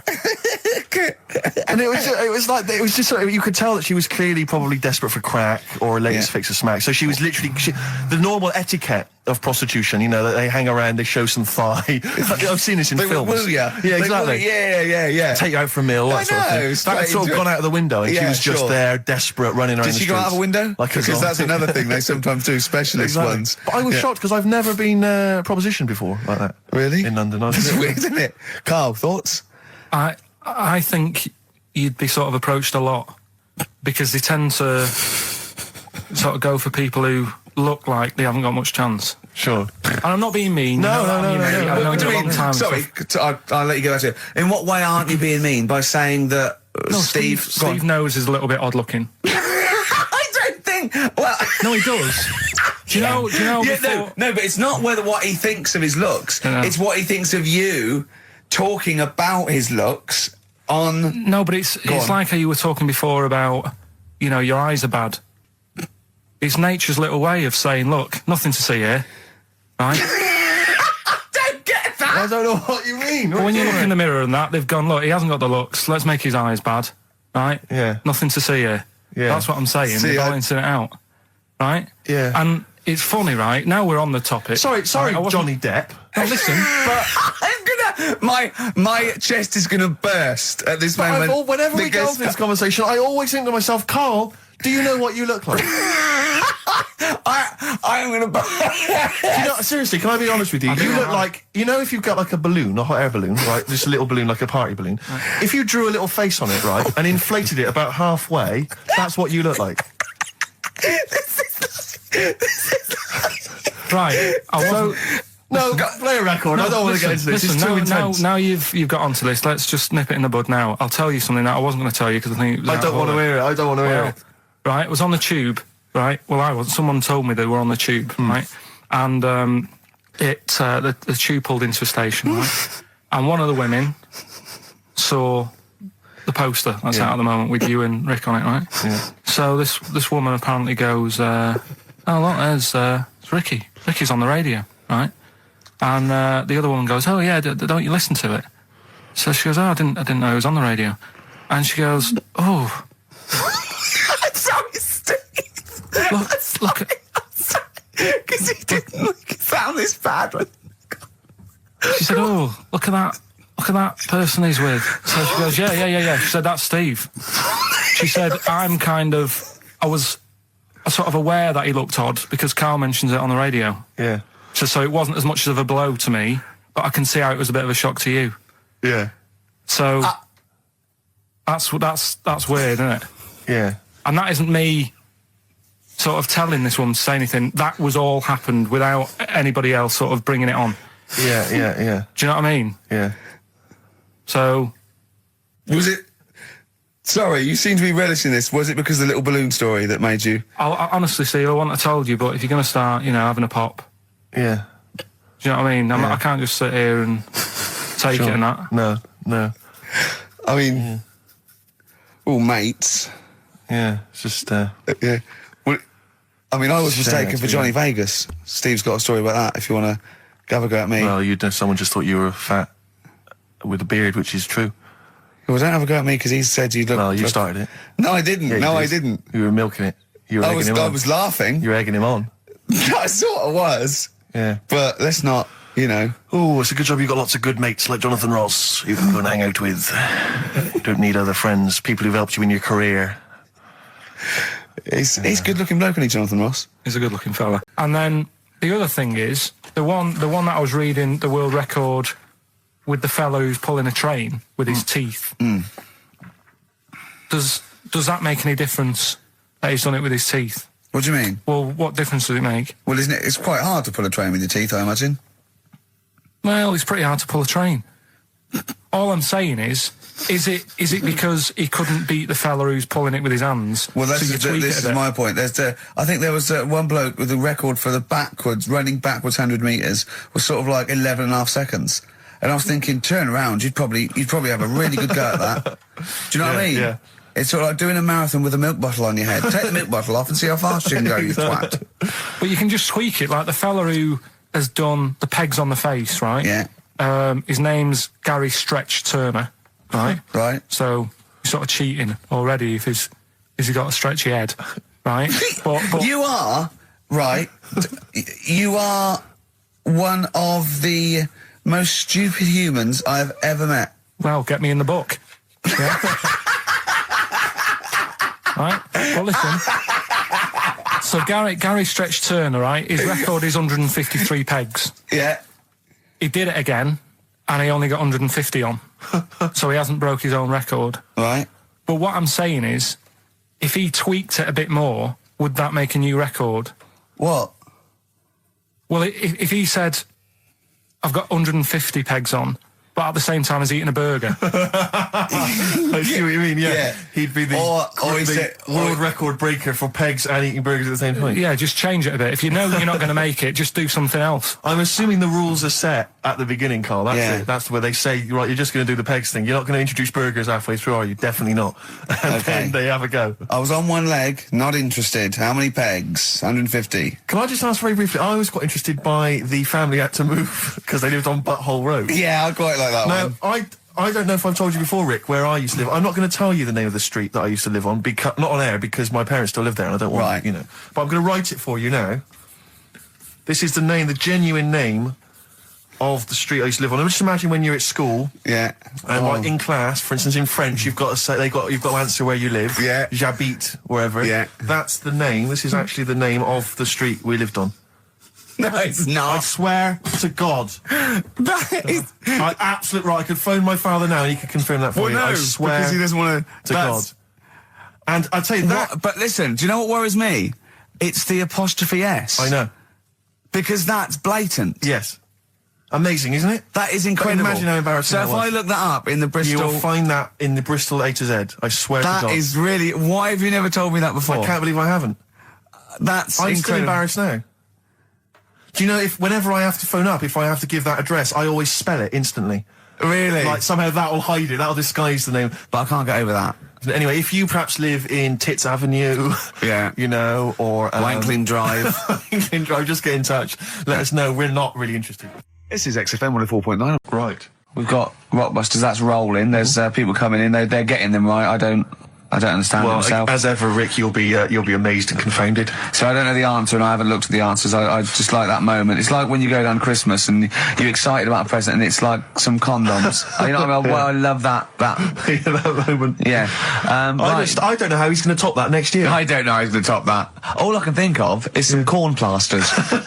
Right. It's all right, love. The batteries are included. Got you a pumice stone. Right, now... And then we went on to a whole thing about homeless. He wants to do a game show with celebrities being homeless for a week. What do you think? Actually, I've got to say, that's not bad at all. It's not bad, is it? No. Right. Do you know how, like, Lenny Henry went to the jungle? Yeah. Right? And you've got, who else did it? John Lovely made slippers out of a bra. Right? So I'm thinking, like, get a celebrity and say to him, no, just because, I'll tell you why, right? I'll tell you why all this came about. When I was walking back from that Christmas meal that I bought my girlfriend for 150 quid. Right. Lest we forget. Right? I was walking down Mortimer Street and there was an homeless fella there, and it was like, oh, it's really, really bad. But the weird thing is, it was about, I don't know, probably about 8 o'clock. Yeah. No, about 9. Right. And he was asleep.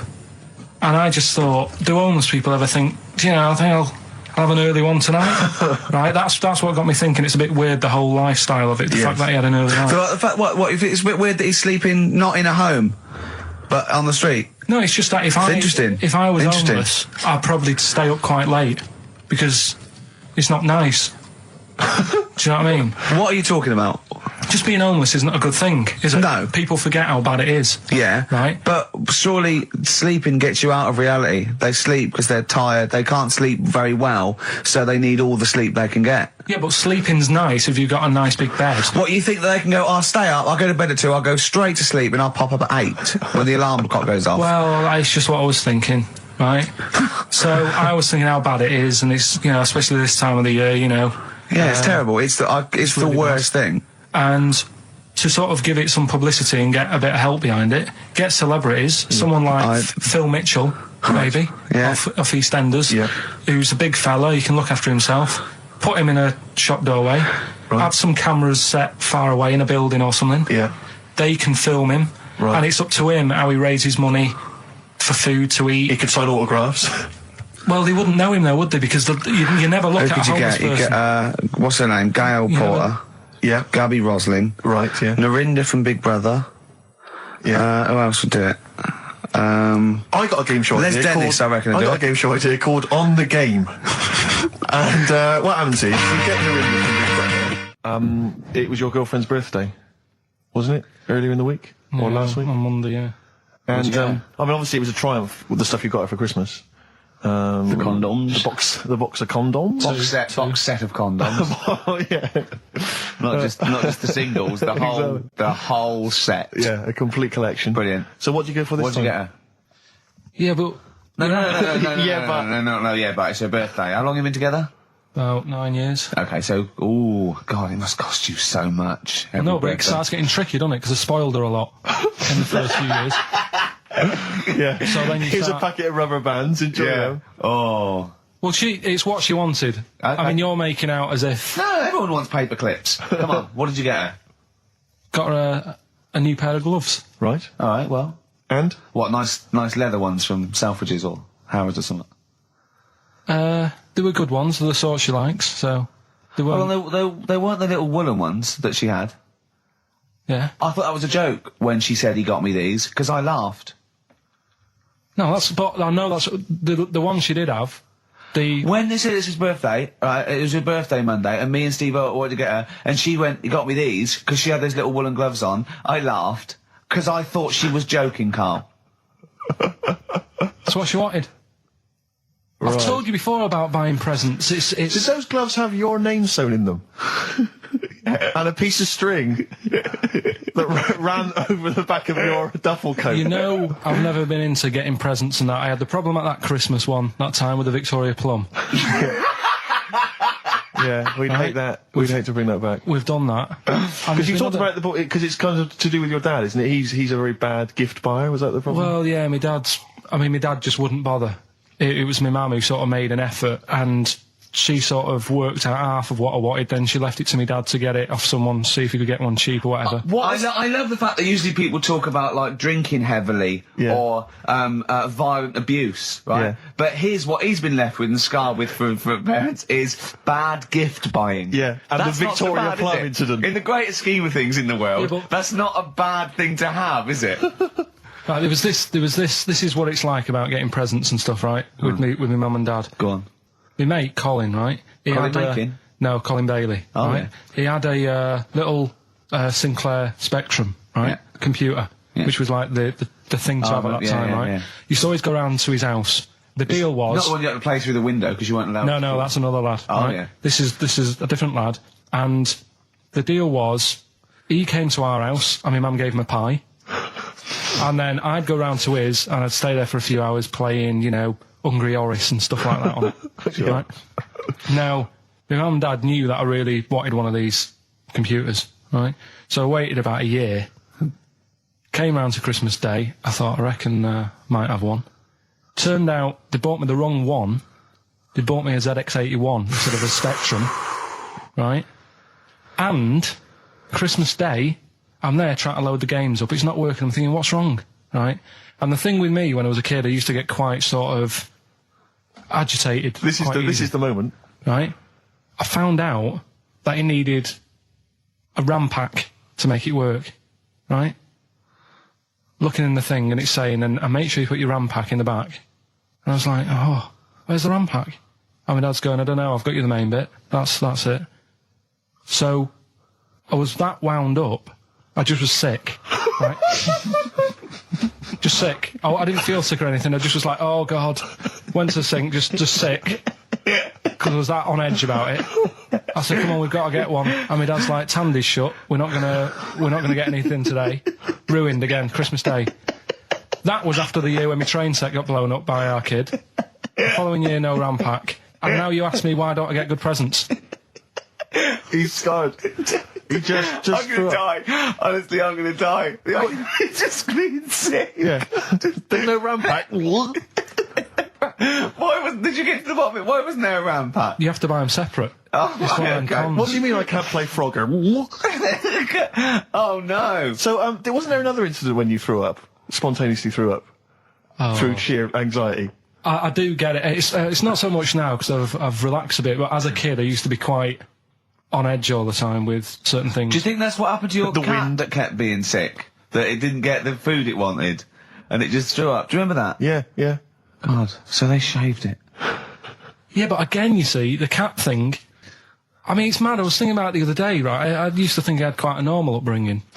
You didn't. Right? And someone was talking Your about mother once told you not to go to school because it was windy, Carl. It was not a normal upbringing. The cat was being sick, so she shaved it, so it was easier to clean. Right, well, my mum and dad went on holiday, right? And I stayed at the Rosses down the road. Oh, yeah. Only a kid, must have been about 5 or something, right? And I was always running around in the house. I had a lot of energy as a kid. What the Rosses did, they had this cat that was dead violent, the most violent sort of angry cat I have ever witnessed. A tiger. It was, honestly, Steve, if it was bigger, it would have been, because it was just always having a go at you. Yeah. If you went to pat it on the head, it went to bite you and stuff.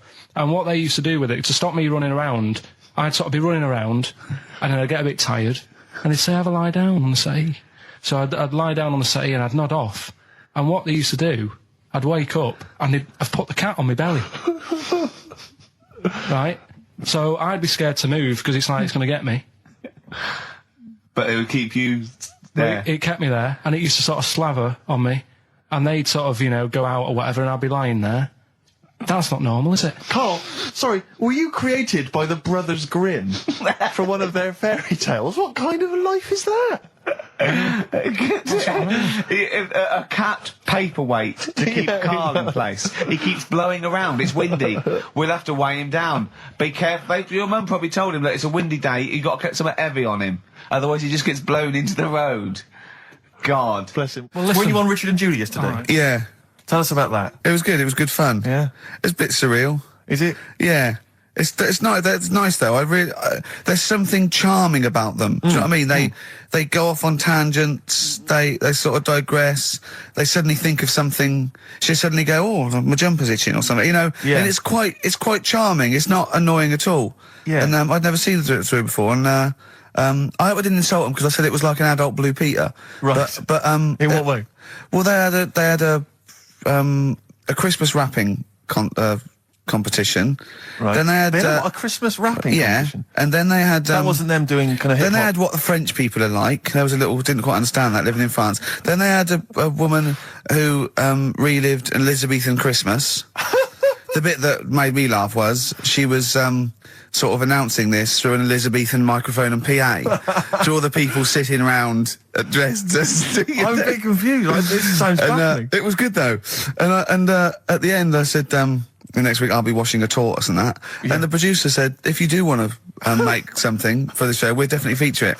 So I might make some of those things. Coldplay, The Scientist on XFM 104.9. Right, competition, isn't it?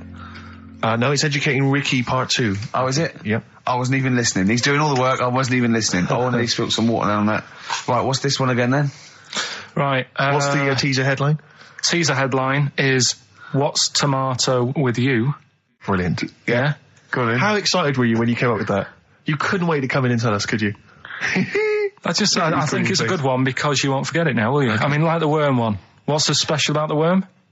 You know, a lot of people think that if you cut a worm in half, 2 worms will grow, but no.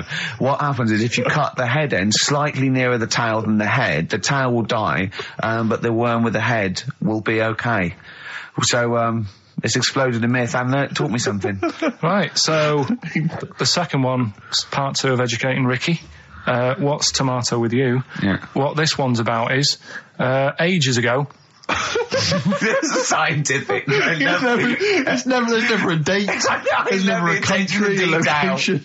Okay, settle down, children. This is A-level history. Right. Once upon a time. Yeah. When a mental place with swords was a king. Forget his name, but he was a loony. So, and it was literally ages ago. Yeah. So, good luck in the exam. Yeah. Right.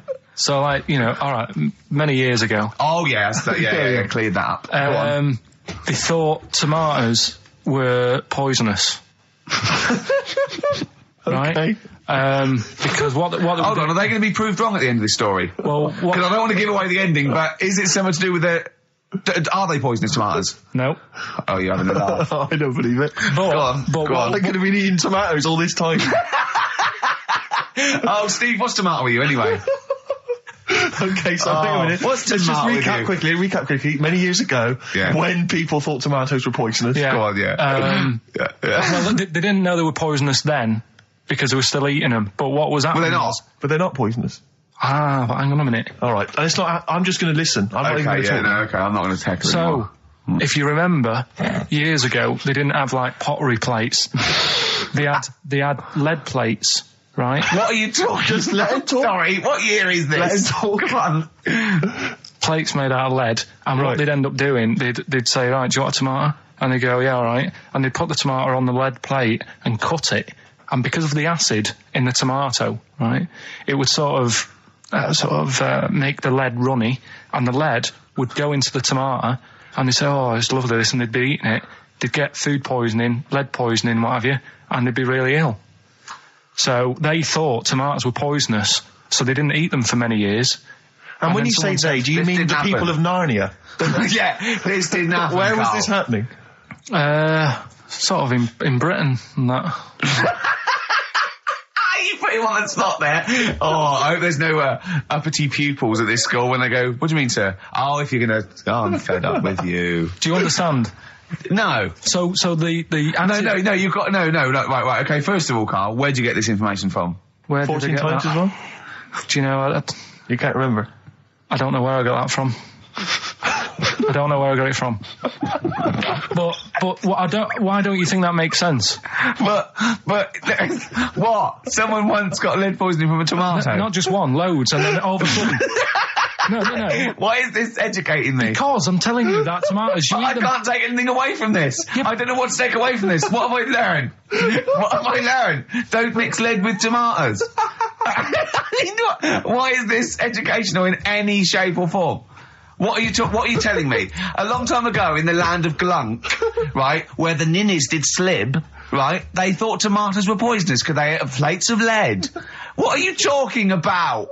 Yeah, but we all know tomatoes aren't poisonous. Is that what we're taking from the story? Is that the moral of the story? Don't believe these people that I'd never heard of before. What are you talking about, Carl? I think it's a bit weird. It's a bit weird, yeah. It's the same people that were spreading those malicious worm rumours. My hangover's coming back. I've got to get some water. Play a record that was rubbish. There's that one that a bloke, right, was going to get a phone call at 4:00 to find out if his business was, okay, right? And if he didn't get the phone call, he knew he was broke, destitute. So dead on 4:00, the phone didn't ring, so he went up to the roof of his office and he jumped off to commit suicide. And as he was passing his window, the phone was ringing. Oh, no. Carl, it didn't happen. Carl's getting very excited, as we all are, about his new... Should we let him do a little taster for us? Well, I'm very excited about it. I mean, so the gist of it, what is it? What is it exactly? Right. Is it a game show or is it a competition? It's just, I just thought it's something that, you know, you can play and also people at home can take part in it. Now, would they phone in about this, or they can just play at home while they're listening? They can just play at home. Okay. You mean we haven't got any prizes? No, there isn't. No, I think we could get him to phone in, maybe. Well, I don't know. Let's hear the game idea first. Yeah. Right, it's music related. Okay. Good. And what I do is I sort of tell a little story. Okay. And that story makes up a song title. All right. Well, it sounds ambitious. So, is it a cryptic clue? Could be. Say like this, right? Oh, dearie me. Oh, dearie me. Say like this. Right. This woman, right, she's pregnant. You know the answer to this one, so don't be saying anything. This is just aimed at Steve. Okay. Right. This woman has a baby. Yeah. She's pregnant, has a baby. And the doctor's there in the hospital going, oh, yeah, you've got a lovely little baby here. You told me that this is... Oh, this guy. Got a lovely little baby. It's just coming out now. You'll be able to see it in a minute. And it's like covered in gunk and stuff. Yeah. And he's going, yeah, it's nearly here. It's coming out. I see its little head and that. And he gets hold of it and it's full of all this gunk, right? The baby's full of gunk? Yeah, like the... Covered in gunk or full of gunk? Covered in it. Right. And he goes, here you go. Get hold of your baby. And he drops it. Right. What song's that? There's so much irrelevance there, Steve. I can't tell you. It's not a cryptic clue. It's not a cryptic clue. Because only... I mean, the gist of it is relevant. That isn't the best one. That's just... Right. I mean, there is just... There's things there that you were dwelling on and thinking of puns. Don't. Just go for gut instinct. What was it? What was that? Right, I just need to try and get the basics of this. There's a woman, she's pregnant, she has a baby. Yeah. The baby's covered in gunk. Yeah. Right. And because of the gunk, the doctor drops the baby. Yeah. And that's all I need to know. Yeah, that is all you need to know, yeah. The pregnancy is largely irrelevant. Okay, what are the key elements? It's the birth and the doctor dropping it that are irrelevant. The birth thing. and the dropping of the baby. Yeah. I've absolutely no idea. I can't even begin to guess. Think about what's happened here. Oh, Carl, she's had a baby, the doctor's trying to deliver it, he's saying it's a nice little baby you've got here. This is all irrelevant. This is all irrelevant. Right, let me tell you this. So just to be fair to Steve, so he can get into your mind, right? This is not a traditional cryptic clue, logical problem. This is Carl, what song am I thinking of, right? That is Underworld, Born Slippy. I have to say, actually, that makes textbook sense. Yeah. No, that does actually... No, I'm sorry. Do you like all the story about... It's all right, you can see it in a minute. Oh, it's just covered in gunk. Yeah. No, I agree there is some extraneous detail, yeah, but I have to say... Yeah. That Born was good, because it was... That's the look of it. Yeah. Born was good, yeah. And Born Slippy...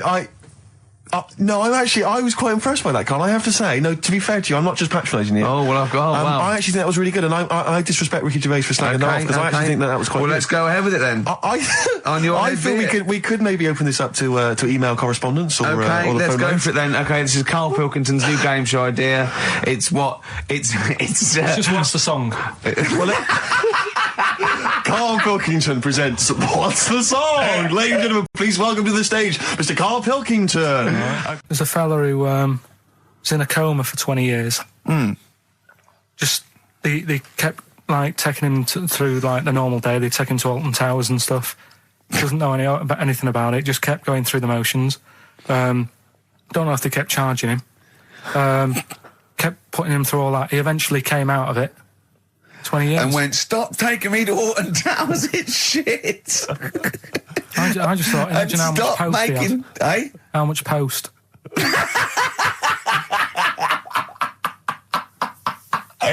Oh, Did you read about that guy in the paper, Carl? He, sorry, on the internet.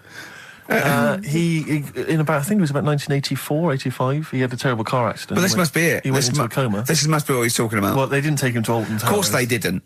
but you've got to try and decipher the truth from the conjecture, from the thing that I mean, don't forget, Karl realises that he's had a dream. He talks to Suzanne and goes, that was good, wasn't it, last night we were in the plane? She goes, no, that's a dream. He goes, oh yeah, where's my cornflakes? You've got to, you know what I mean? I can now decipher what he's actually seen, what he's read. But go on, what did you... Well, I'm assuming it's the same guy. It is the same guy. It was a guy in some small American town, and he'd had a car crash and he'd gone into a coma, and his wife had left him. She'd gone on with her life because he'd been in a coma since then, and he had just woken up recently. Marriage wasn't working. Marriage wasn't working. He just wasn't paying enough attention. She was pregnant at the time, and so now his daughter is basically the same age as he was when he went into the coma. And he's just started coming around. He's just started making jokes. They said, how do you feel? He said horny, which I thought was quite witty for a man who'd been in a coma for however many years. But anyway, yeah, so he's slowly trying to rebuild what life he can. That's what do you make of that, though? Because the thing is that he's missed. Imagine what he's missed, Karl. Imagine the music that he's missed. The Live TV Aid. programs. Missed Live Aid. Live Aid. He missed Phil Collins playing in 2 continents in one day. Which, frankly, I'd be devastated if I discovered that. Missed Bros. Yeah. Yeah, so he doesn't. So he put on ripped jeans and they go passe. They just have to send him a series of those I Love 1986 programs with Kate Thornton filling him in on what he's exactly. missed. Peter Kay reminding him of space operas. Yeah, he remembers those. Talking rubbish. Yeah. So extraordinary, though, isn't it, Karl? To think. No, obviously. So had he aged much? Because he hadn't had any problems or anything. No worries. Well, he probably wouldn't have. Physiologically, he probably wouldn't have the wear and tear of a 43-year-old man because he wouldn't have had sun, he wouldn't have had sort of nicotine, beer. Unless they were just feeding that to him. Anyway, still, yeah. So you'd feel groggy though, wouldn't you? Yeah, you might feel a bit groggy. Yeah, yeah. Well, he's not fully back to normal. I mean, there's some kind of residual brain damage. Yeah, but nevertheless, he can form sentences. He's got no real memory, so he can't remember a lot of things. It was just when I saw... Karl, have you been in an accident? What's the point? About a lad who 8 years old, but he's still breastfed. Now, I don't know if you can get anything out of that. Is that what his mum said?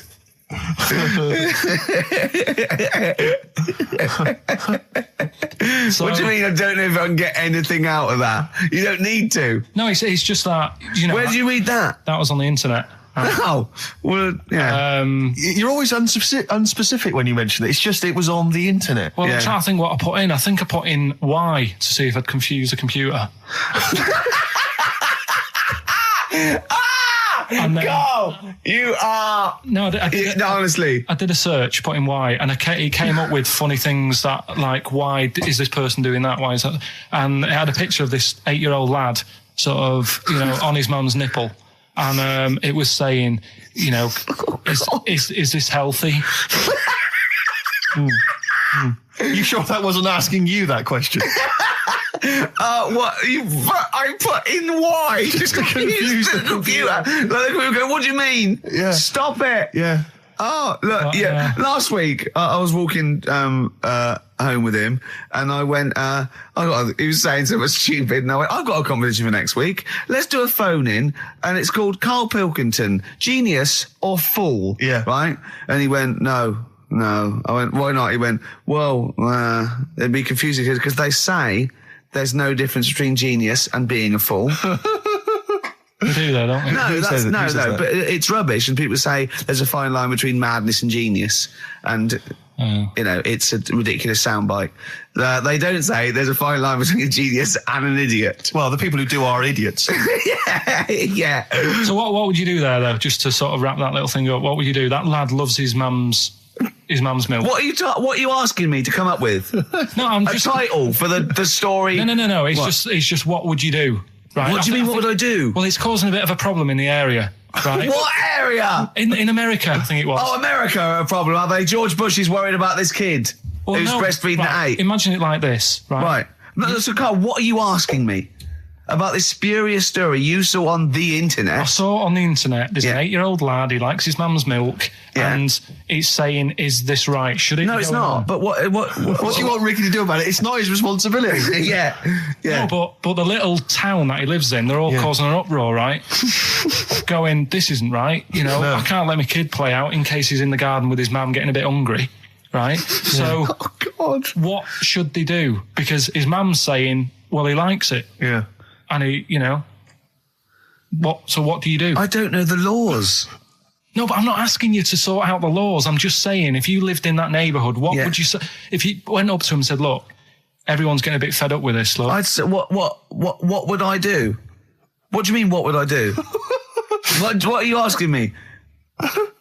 Right, it doesn't matter. No. What are you asking me? What are you asking me and Steve and the public? I'm just saying, say if you live next door to this woman. Yeah. Right? The kid's hungry, 8 years old. He's out playing on his bike and he goes, Mum, I'm getting a bit peckish. And he goes, all right, son.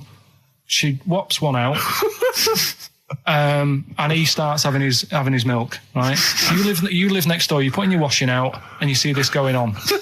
You're getting a bit sick of it because it's gone on for months. 8 years, I assume. Why is it your business? Why are you such a nosy neighbour that you're concerned? What would you do, Carl? Let's turn it back on him. Yeah. What would you do? What's your solution? What would you do? Well, I thought I'd say, right, why are you doing this? And she'd say, because he likes it. And I go, all right then, put it in a bowl first. And you think that would sort that out? No, because I was thinking about the whole thing, right? And you do that when you're a baby and everything's all right, innit? Yeah. No one bats an eyelid at a little baby having a bit of milk from its mum's breast, right? Yeah. You'd almost say it was natural. But you grow out of it. It's like you don't see. It got me thinking about things you don't see. And you don't see. Did you put this into a computer? Show me things you don't see. What else don't you see? Well, you don't see like an old man having a Twix. You never. So what? You know the terrible thing about all this, Steve, is he's right. You don't see an old man I eating a know, Twix. that's a terrible thing. So what they have got, right, they've made old man toffees, haven't they? They've come up with Werthers. Is that a song? Oh God! You don't see it. So they've got their Werthers, right? Yeah. So, look at him. You think he's giving a lecture at Oxford? It's not going anywhere. No, go on. Sorry. Go on. I'm just saying. Right. You grow out of things. Yeah. And the old man, I'm sure when he was a kid, he'd have a Twix. Yeah. But now it doesn't look right, so he's having. It doesn't look right.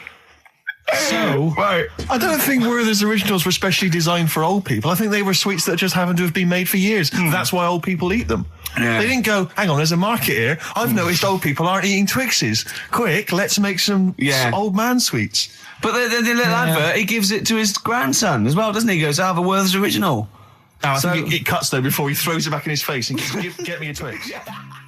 We had a little lunch yesterday, didn't we? We did indeed. That was a nightmare. Yeah. I hate going out with you two. I was explaining to Carl, right? I like to excite Carl's imagination, right? And if it involves chimps or monkeys, all the better. Brains he likes, parts of the body, deformity. You know, I know where to, what buttons to push. And I told him about this thing. I don't know if any of you out there know about this, but there's an experiment they did in the 50s, a clinical psychology experiment where there's your two hemispheres of the brain, okay? They're joined by a thing called the corpus callosum, right? Which is just a little flap of skin, like a little scarlet lead that joins your two hemispheres.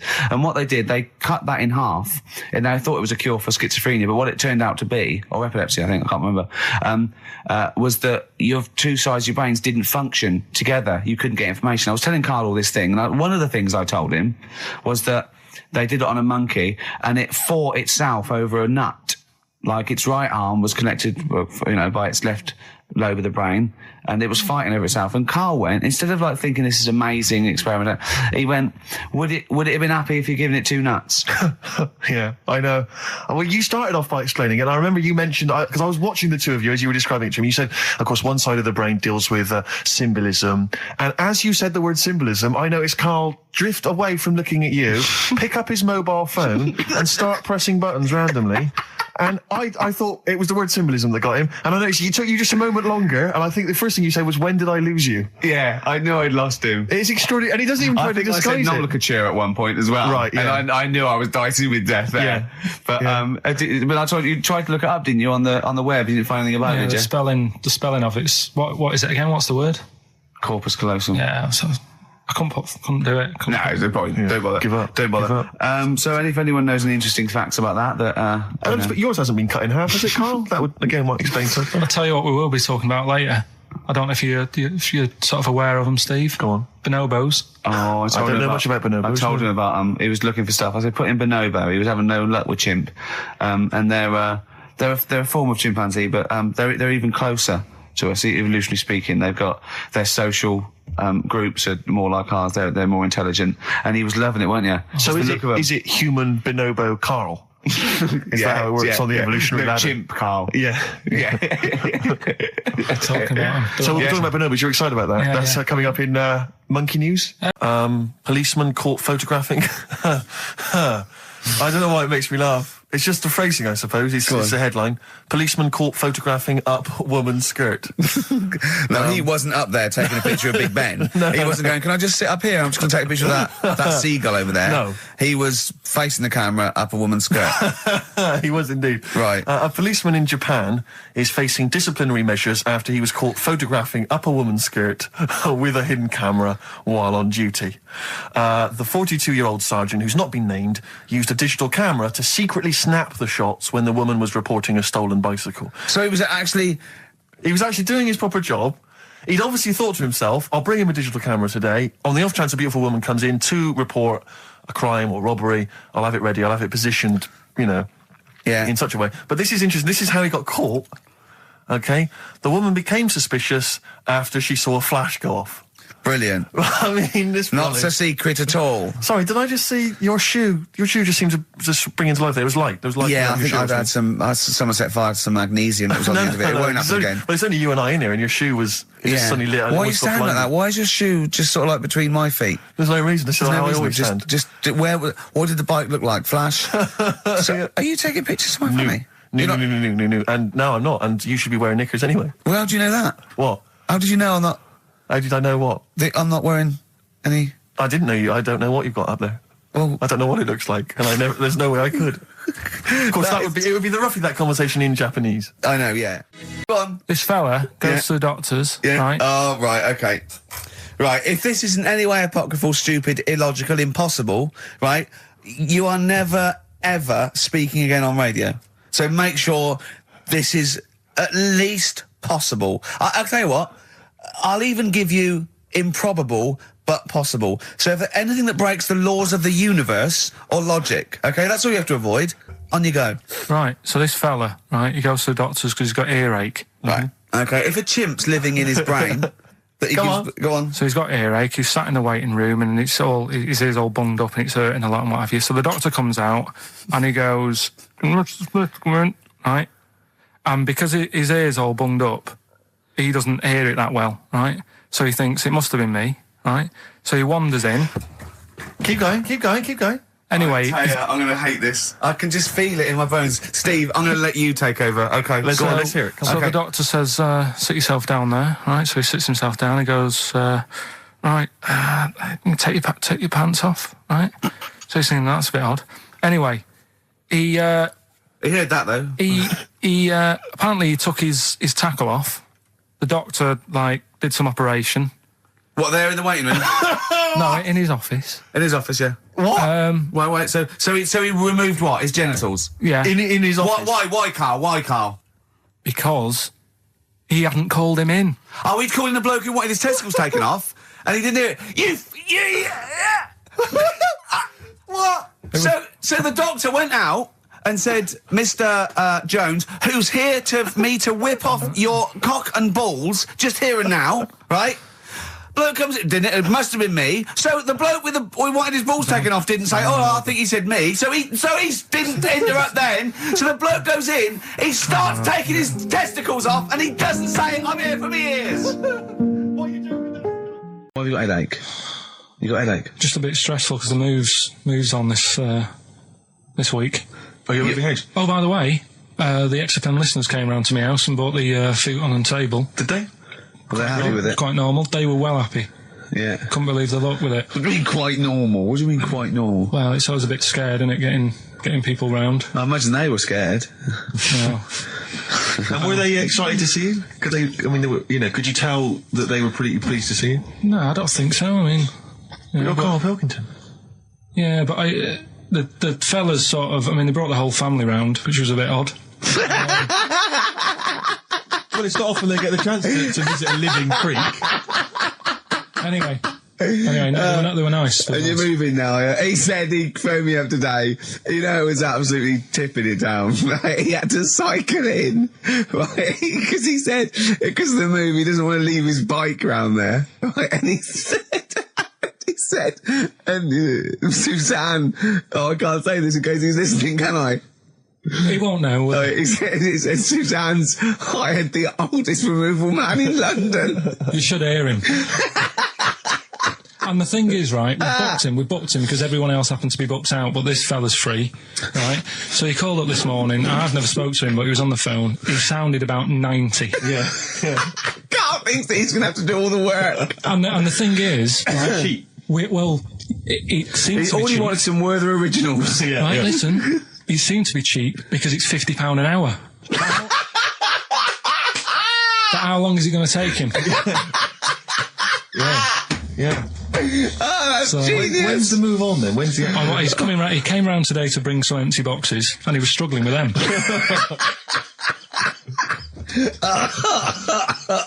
So it actually happens on Wednesday. Oh, God. Anyway, so Richard, let me say you were laughing and almost had a heart attack. Doesn't bode well for the boxing match, does it? Carl for the moment, aren't I? Carl, look, you almost let it slip then as you were talking about your filling out that application form. There's some big news that everyone needs to know, which we were stunned by in the week, although the more we sort of talk to you, the more it starts to fall into place. Yeah. But Carl, what's the story? that I haven't got me exam results from my GCSEs. He never turned up to get his exam results. I was working.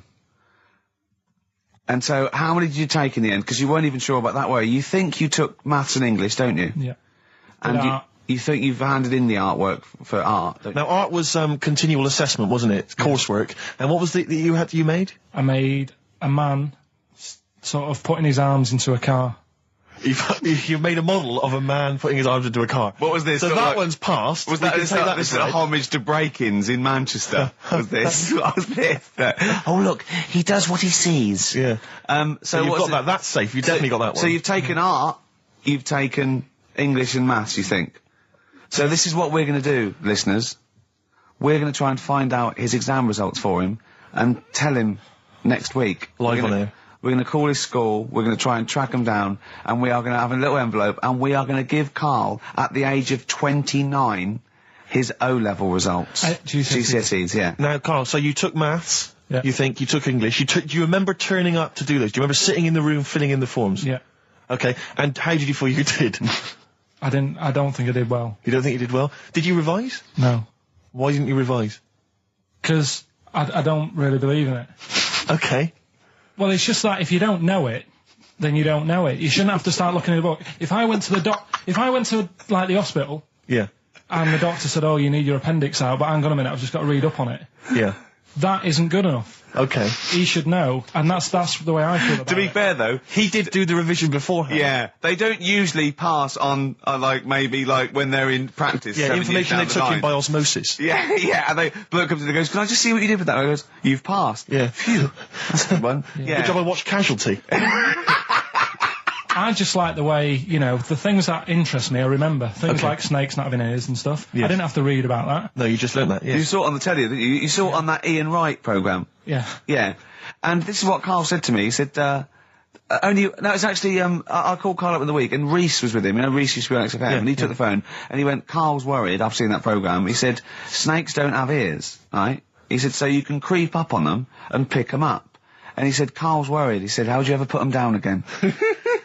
Because then they know you're there. I woke up the other night quite late, Worried about that. and I said to my girlfriend, I said, "How do you put a snake down?" And she said, "What are you talking about?"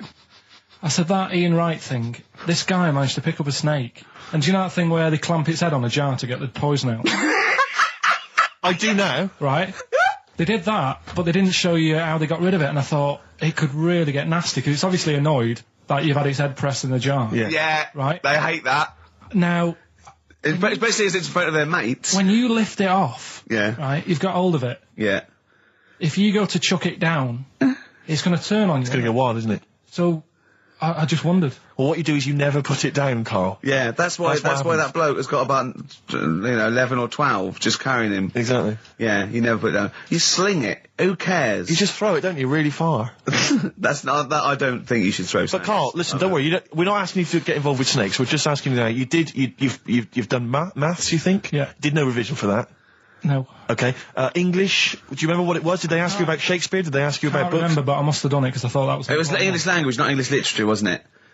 So it was like spelling and all. So was it like a comprehension? You read a passage and had to ask questions on it. Was it? Did you have to write a short essay? I don't know. I can't remember any of that. Okay. I did a science. Okay, physics or chemistry? Physics. All right, well done. And this is all you think? You actually took that? You actually took physics GCSE, you think? You're obliged to do a language, I think. Did you do French? I did French for a bit. I don't think you are. I don't think you have to do a language. I think you have a GCSE, I think you've got to. Well, English quite good. I think that's his language he did. So you don't know about language? History? Geography? Just what you will find out, won't we? Okay. But you just can't remember. I can't believe you can't remember turning up for these things, because it's quite a big moment in people's lives. It is the thing that you've been working to all of your educational life. On the day that the things came out, I was working as a printer. Okay. And it was a really busy day. A lot of spelling mistakes that It was day, a really that busy paper, day, so you're bound to forget. Yeah, yeah. No, but I had to use gold ink that day. Oh. And it's, I mean, you're not a printer, so you don't know. No, that's the biggie, innit? But it's tough, you've got to really get your rollers clean. Carl, play a record, mate, and good luck with the exam results. Hopefully we'll have them for you by next week. Black Rebel Motorcycle Club, spread your love. It's time to give Carl... You're actually nervous. I'm a little bit nervous. Just to recap, Carl is 30 this year. He never went to get his results of his GCSEs. So myself and Steve took it upon ourselves to phone his school, track them down, and we actually got your results. What did you think you took? Did English. Right. Maths. Yeah. Art. Right. And I think I did physics. Okay. Well, you didn't do any of them. Eh? You didn't do any of them. You didn't register. You registered for one exam and took one exam and got results for one exam. So I don't know what you thought you were turning up to, or you weren't registered, or you didn't. You're familiar with the notion of registering for an exam. You have to kind of officially register in order to be eligible. What do you mean, register? I turned up for a couple. Yeah, you can't just show up. You have to register for them. You have to pay this because it costs the school money, so they have had to have paid for you if they thought you were going to pass. You can't just turn up on the day and ask some paper at the front. I never got a letter telling me that. Well, that's because you were never at school. But you did somehow register or registered for one exam. You registered for history. It's a topic that you've always been interested in. I was saying to Ricky before, World War II, I loved it. Not the actual event. No, the study of just it. all the stuff like, about the Anderson shelters and stuff like that. Yeah. And the bombs and that. Mm-hmm. And then when I took it, it had nothing to do with that. It was more about the Tudors. So the Second World War didn't come up? You mean there were no questions about the Anderson shelters? Nothing. That's devastating. So what are you expecting the result to be?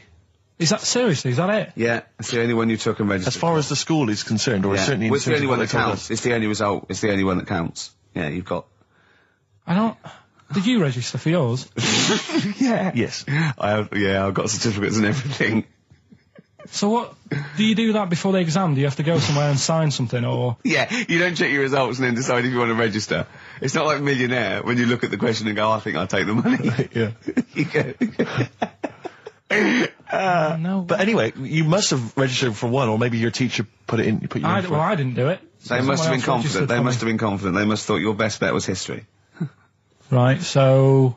What did they get? You got an E. Which I think, technically, is a pass. E? It's a bad pass, but there's F, and there's U. You're not going to be doing a PhD. You can get an F, right, which is fail, and then a U, which is ungraded. Now, I don't know why the U exists, because F means you failed. U is like them going, you not only failed, but you wasted my time. So... We're annoyed that you took this exam. So you thought they'd register me to get an E? Well, they didn't. I think they were hoping... It was rather like you with the lottery. They were hoping for something better than You nothing. see, I assume that the man who registered for that thought he can scrape an E if Anderson shout was come up. Yeah. Well, that's it. You've got. Now, what I'd like to do, Carl, is I've started your re-education. You've read a book on Rasputin. I'll be asking you a few questions about that later. I've got another book for you to read next week. Next week, I'm not in the mood. What? Not in the mood. Oh, come on. Look, what's that? What does that say? It's that fella. It's the picture of the bloke that he used to use for Citizen Smith. Yeah, Che Guevara. Yeah. Yeah. He was quite happy, I think, when he found out that Robert Lindsay was involved. He went, yeah, of course you can. No worries, yeah. What are your feelings, Carl? What do you think? Are you depressed? I'm just a bit annoyed because I'm sure I turned up for more, so it just wasted me time. Listen, they don't matter. I'm sure you're doing very well. You know, you can educate yourself. GCSEs are merely a step on the ladder to help you, not just for education, but, you know, they're more vocational than anything else. You're doing very well, and you're reading books. Don't worry about it. But can I suggest something? But if you want, I'll pay for you to take history again. Carl, we'd love to see you get a C or above. And well, we're willing I'll pay for you, and I'll get you some books. Right, now listen. We can, look, let's get, I reckon, when are the exams? June? Something like that, yeah. We'll try and register next week, and I reckon you can get an A or B. In history. In history. No, don't worry about it, it's just easy. I get you Brody's notes. If Heat magazine, they love you, Carl. They could probably sort something out. They could probably pay for a tutor. They got a lot of money, they sell a lot of magazines. I mean, it is always, almost always, and you found that out, I discovered this, it's always the Tudors and Stuarts. There's no fear for them not coming up. Now, what do you already know about them? You must already know stuff about Henry VIII and Elizabeth. No, because it's too long ago to even get interested in. Do you know what I mean? You can't. Is that why you didn't? It. Okay. The Anderson thing, it was like, God, you know, I bet my mum and dad were in an Anderson shelter. You know, this is interesting. What, when they... Oh, my granddad would have, like, had something to do with this. But the Tudors, it's like, I don't know even if they had a family back then. Play a record. If we come back. Hang on. Sorry. Because I need to introduce the new feature. Yeah. For the I record. don't know if I had a family back then. Carl, listen. Let me just ask you now, right? If you can finish this sentence, we've got a chance. Divorced, beheaded, died. Divorced, beheaded, died. What is it? We just need to do a little bit of work, but otherwise, I think you're going to be fine. It's how you remember what happened to Henry VIII's wives. They're little... Divorced, beheaded, died. Divorced, beheaded... It's like spam. Support... What's it? Support, protection, anchorage, movement. That's how you're going to... That's nothing to do with the Tudors and Stuarts. No, that's to do with the skeleton. Yeah, see, no, we're not doing biology. Mnemonics and acronyms. What happened to Henry VIII's last wife? Did she die, or did she not die? Divorced, beheaded, died. Divorced, beheaded. Do you know that the only king that has got a moustache is... No. The only king that hasn't got a moustache is the King of Hearts on the playing cards. What's the record you play?